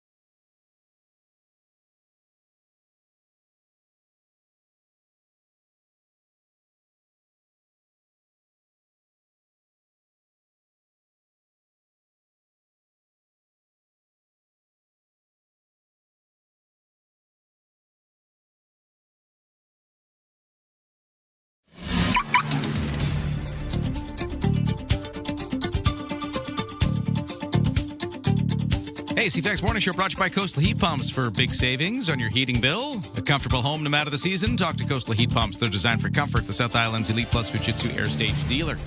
On the roads right now, I'm looking at no major problems, crashes, accidents, or volume delays out of the West Shore. If you see otherwise, you can text me at 71010. No waits at BC Ferries. The thing of note in our traffic and weather is actually the weather, with more smoky haze in the air, but the air quality is going to stay okay. It's going to be in the low risk category. It's a 3 on the scale of 1 to 10 plus for today in the greater Victoria area. So that haze is there, some sunshine as well, highs of 25, a humidex of 28, so feeling a bit warmer in the humidity. It's actually the same forecast as yesterday. So if you remember yesterday, that's what we're getting again today. Clear skies tonight, lows to 13, other than a bit of haze. We have sunshine tomorrow with highs of 24, humidex of 28 again. It's looking very similar to tomorrow. Kind of very stable weather taking us through the week right now. And the temperatures are heating up into the day. Right now it is 16 degrees in Victoria. S&P TSX in Toronto up 462 points to 36,264. The Dow is up 451 to 54,536. NASDAQ has now dropped 12 points to 26,572 Canadian dollar. It's 71.3 cents US, which is up from yesterday's close. Don't attempt your morning commute without us. Ryan and Lisa, mornings on CFAX 1070. We love it when you join the conversation at 71010, and texter here says, good morning. What is the amount for the 50-50, please, and thanks. Have a good day. Yes, this is the Mega Summer 50-50 for CFAX Santa's Anonymous and their Kids Count program, which is how they help kids. 5 ans. Beyond Christmas, the 5 ans. I'm glad you asked, texter, because we have broken the 12,000 mark. The jackpot in our 50-50 is $12,405 as of this very moment. Cha-ching. Yeah. So if you were to, win it now, you'd get half that. You'd get, over $6,000 would be the prize, with $6,000 going to charity. And you can still buy tickets right now by going to cfax1070.com. You'll see it right there, right on the main page. First thing you'll see is the big button, the 50-50. Click on that. You buy the tickets online, single ticket for 10, 5-pack for 25, 20-pack for 50, just like your regular 50-50. The more you buy, the more you get the savings. So don't wait. We're going to do the draw on August 28th, but it could sell out. There's only a certain number of tickets that we can do for this. So Friday, August 28th is the draw. Lots of time before then to buy your 50-50 ticket. We've also been having these wonderful stories told all day long, Steve, about the snowbirds. So did you see it? Did you go and catch the snowbirds? Did you experience the traffic to and from? It was a whole experience yesterday. This texter at 71010 says, I watched the snowbirds from Finlayson, Clover Point. I have seen the snowbirds several times. There was smoky haze. It did take away something from the show, if I'm honest, as it hid them as they make formations, which is awesome to watch. It was still worth the trip, though, from Mill Bay to show my patriotic thanks to our birds. One of the many messages we've been getting today, just talking about how it all went. And then, the traffic jams or something. This texter says there was a cycling traffic jam on Government Street in James Bay. Cars parked in bike lanes. That was one of the big moments, I think, as well as the snowbirds, was just experiencing what one listener described as a human parade trying to leave. Yes, you were at a traffic jam, but you could frame it this way. You were just part of a human parade. I love that a texter did that at 71010. At 8:45, what else is going on? Steve's got your update from the newsroom. What's going on, Steve? Well, Ryan, let's start with some sad news. Veteran broadcaster Lloyd Robertson being remembered as one of Canada's most trusted ever news anchors. He died yesterday night at the age of 92. He got his start in broadcasting in 1952 in his hometown of Stratford, Ontario, at a local radio station before eventually moving to CBC and then the CTV. After months of controversy, the Gordie Howe Bridge opened to pedestrians and cyclists this morning. Windsor man camped out for 28 hours to be the first Canadian to cross into the U.S. on the newly opened 2.5-kilometer path. The Federal Green Party says it has 2 approved candidates for the party leadership to take over from Saanich and the Gulf Islands MP Elizabeth May. Former Kitchener Centre MP Mike Maurice throwing his hat into the ring. He served 1 term in Parliament. Ottawa's Neera Dookaran has a 12-year history with the party as an organizer and as a candidate for both the federal and Ontario Greens. The winner will be announced on November the 14th. That's your news headlines to 8:46. Thank you, Steve. Texters letting us know about their snowbird experience. You can keep those coming, but we're going to change topics in a moment. The City of Victoria and the Greater Victoria Chamber of Commerce launching a new pilot program aiming to help local entrepreneurs launch and grow their businesses. We're going to find out more with Chamber CEO John Wilson. From CFAX 1070. Here's what's happening around the island. Victoria Symphony presents Symphony in the Summer Festival, July 10th through August 9th. Details at victoriasymphony.ca. Catch all the excitement of summer baseball with the Victoria Harbour Cats. More info at harbourcats.com. Have an event you want featured on CFAX 1070? Text us at 71010 to be featured. Get more event info at cfax1070.com. If it's happening, it's here. CFAX 1070.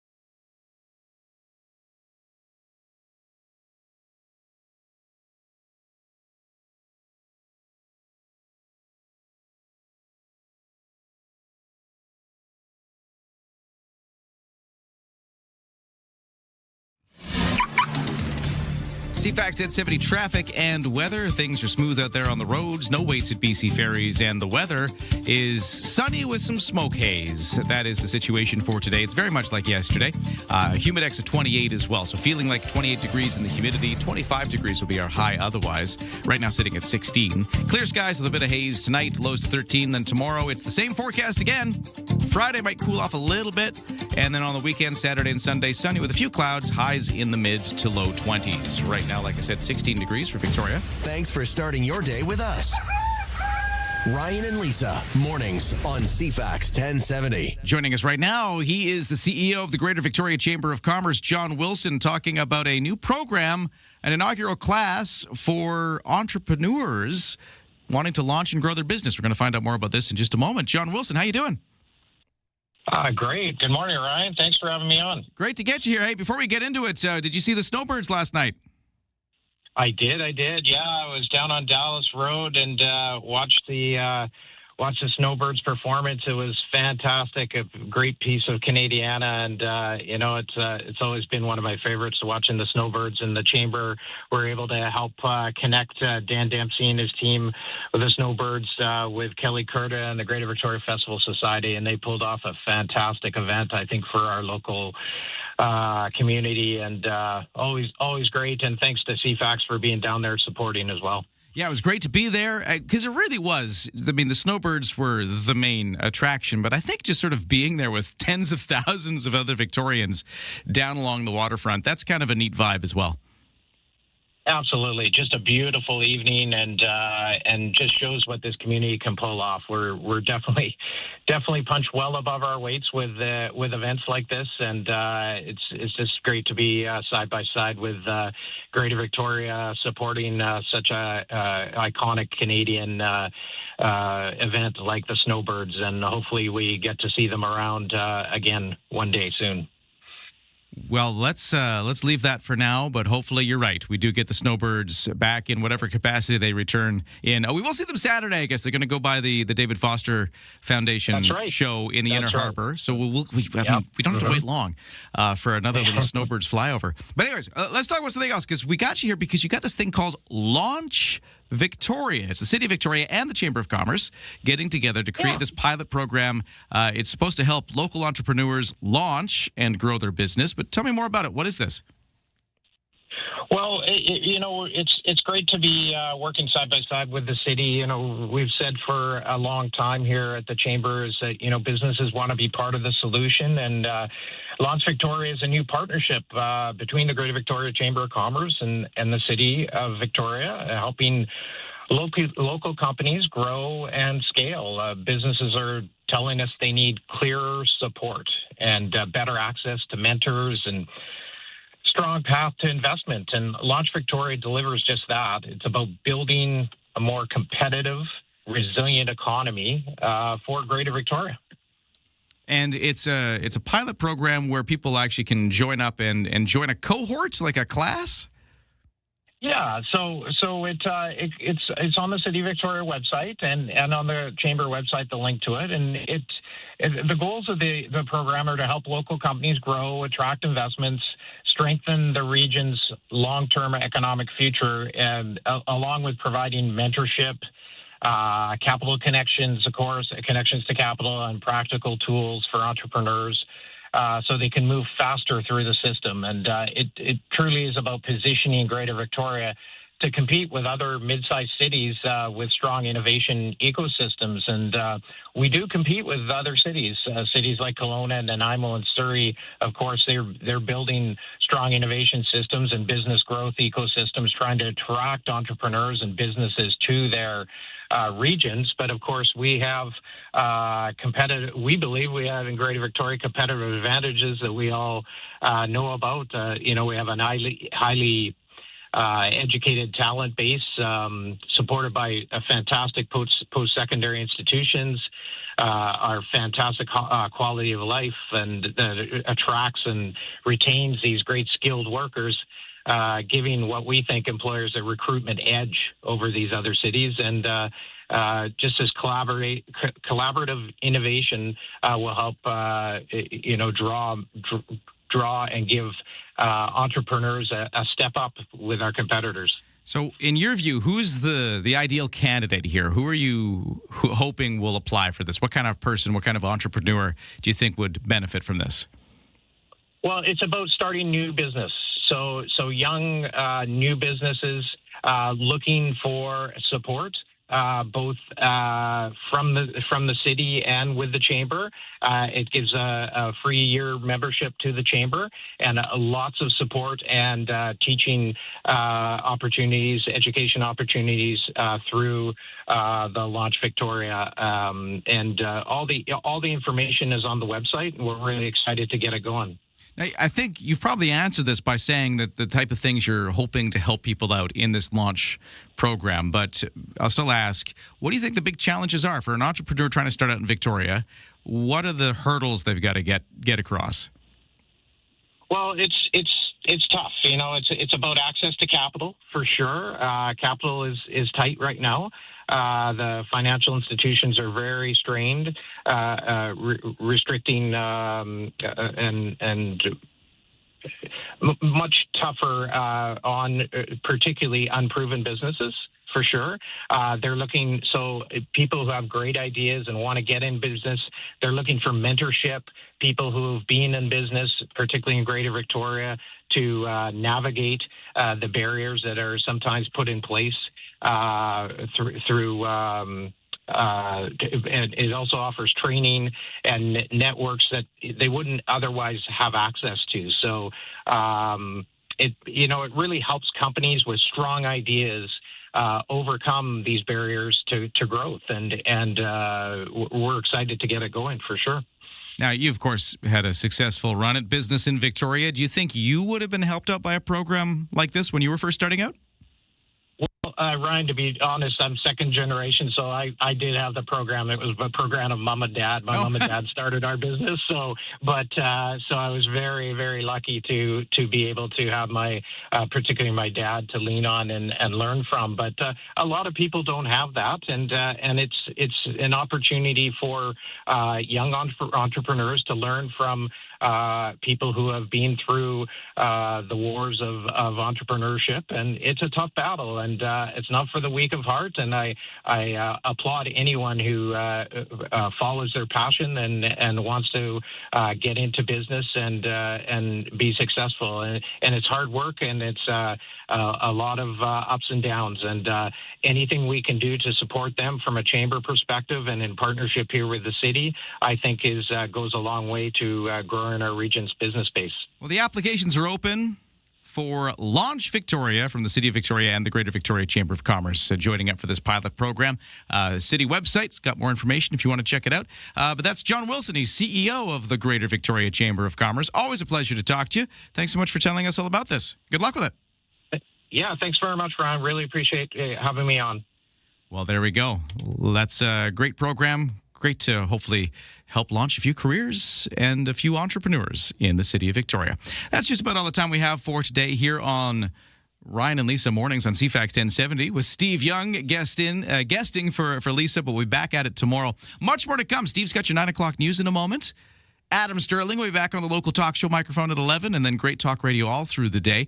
Join us tomorrow because we'll have another 4-pack of tickets to give away to see Pacific FC play this Saturday at Starlight Stadium. And we're also giving away more Rush tickets as we rush through a Rush song. We're going to play another round of that tomorrow as well, so I hope you'll join us. But in the meantime, have a wonderful rest of your Wednesday.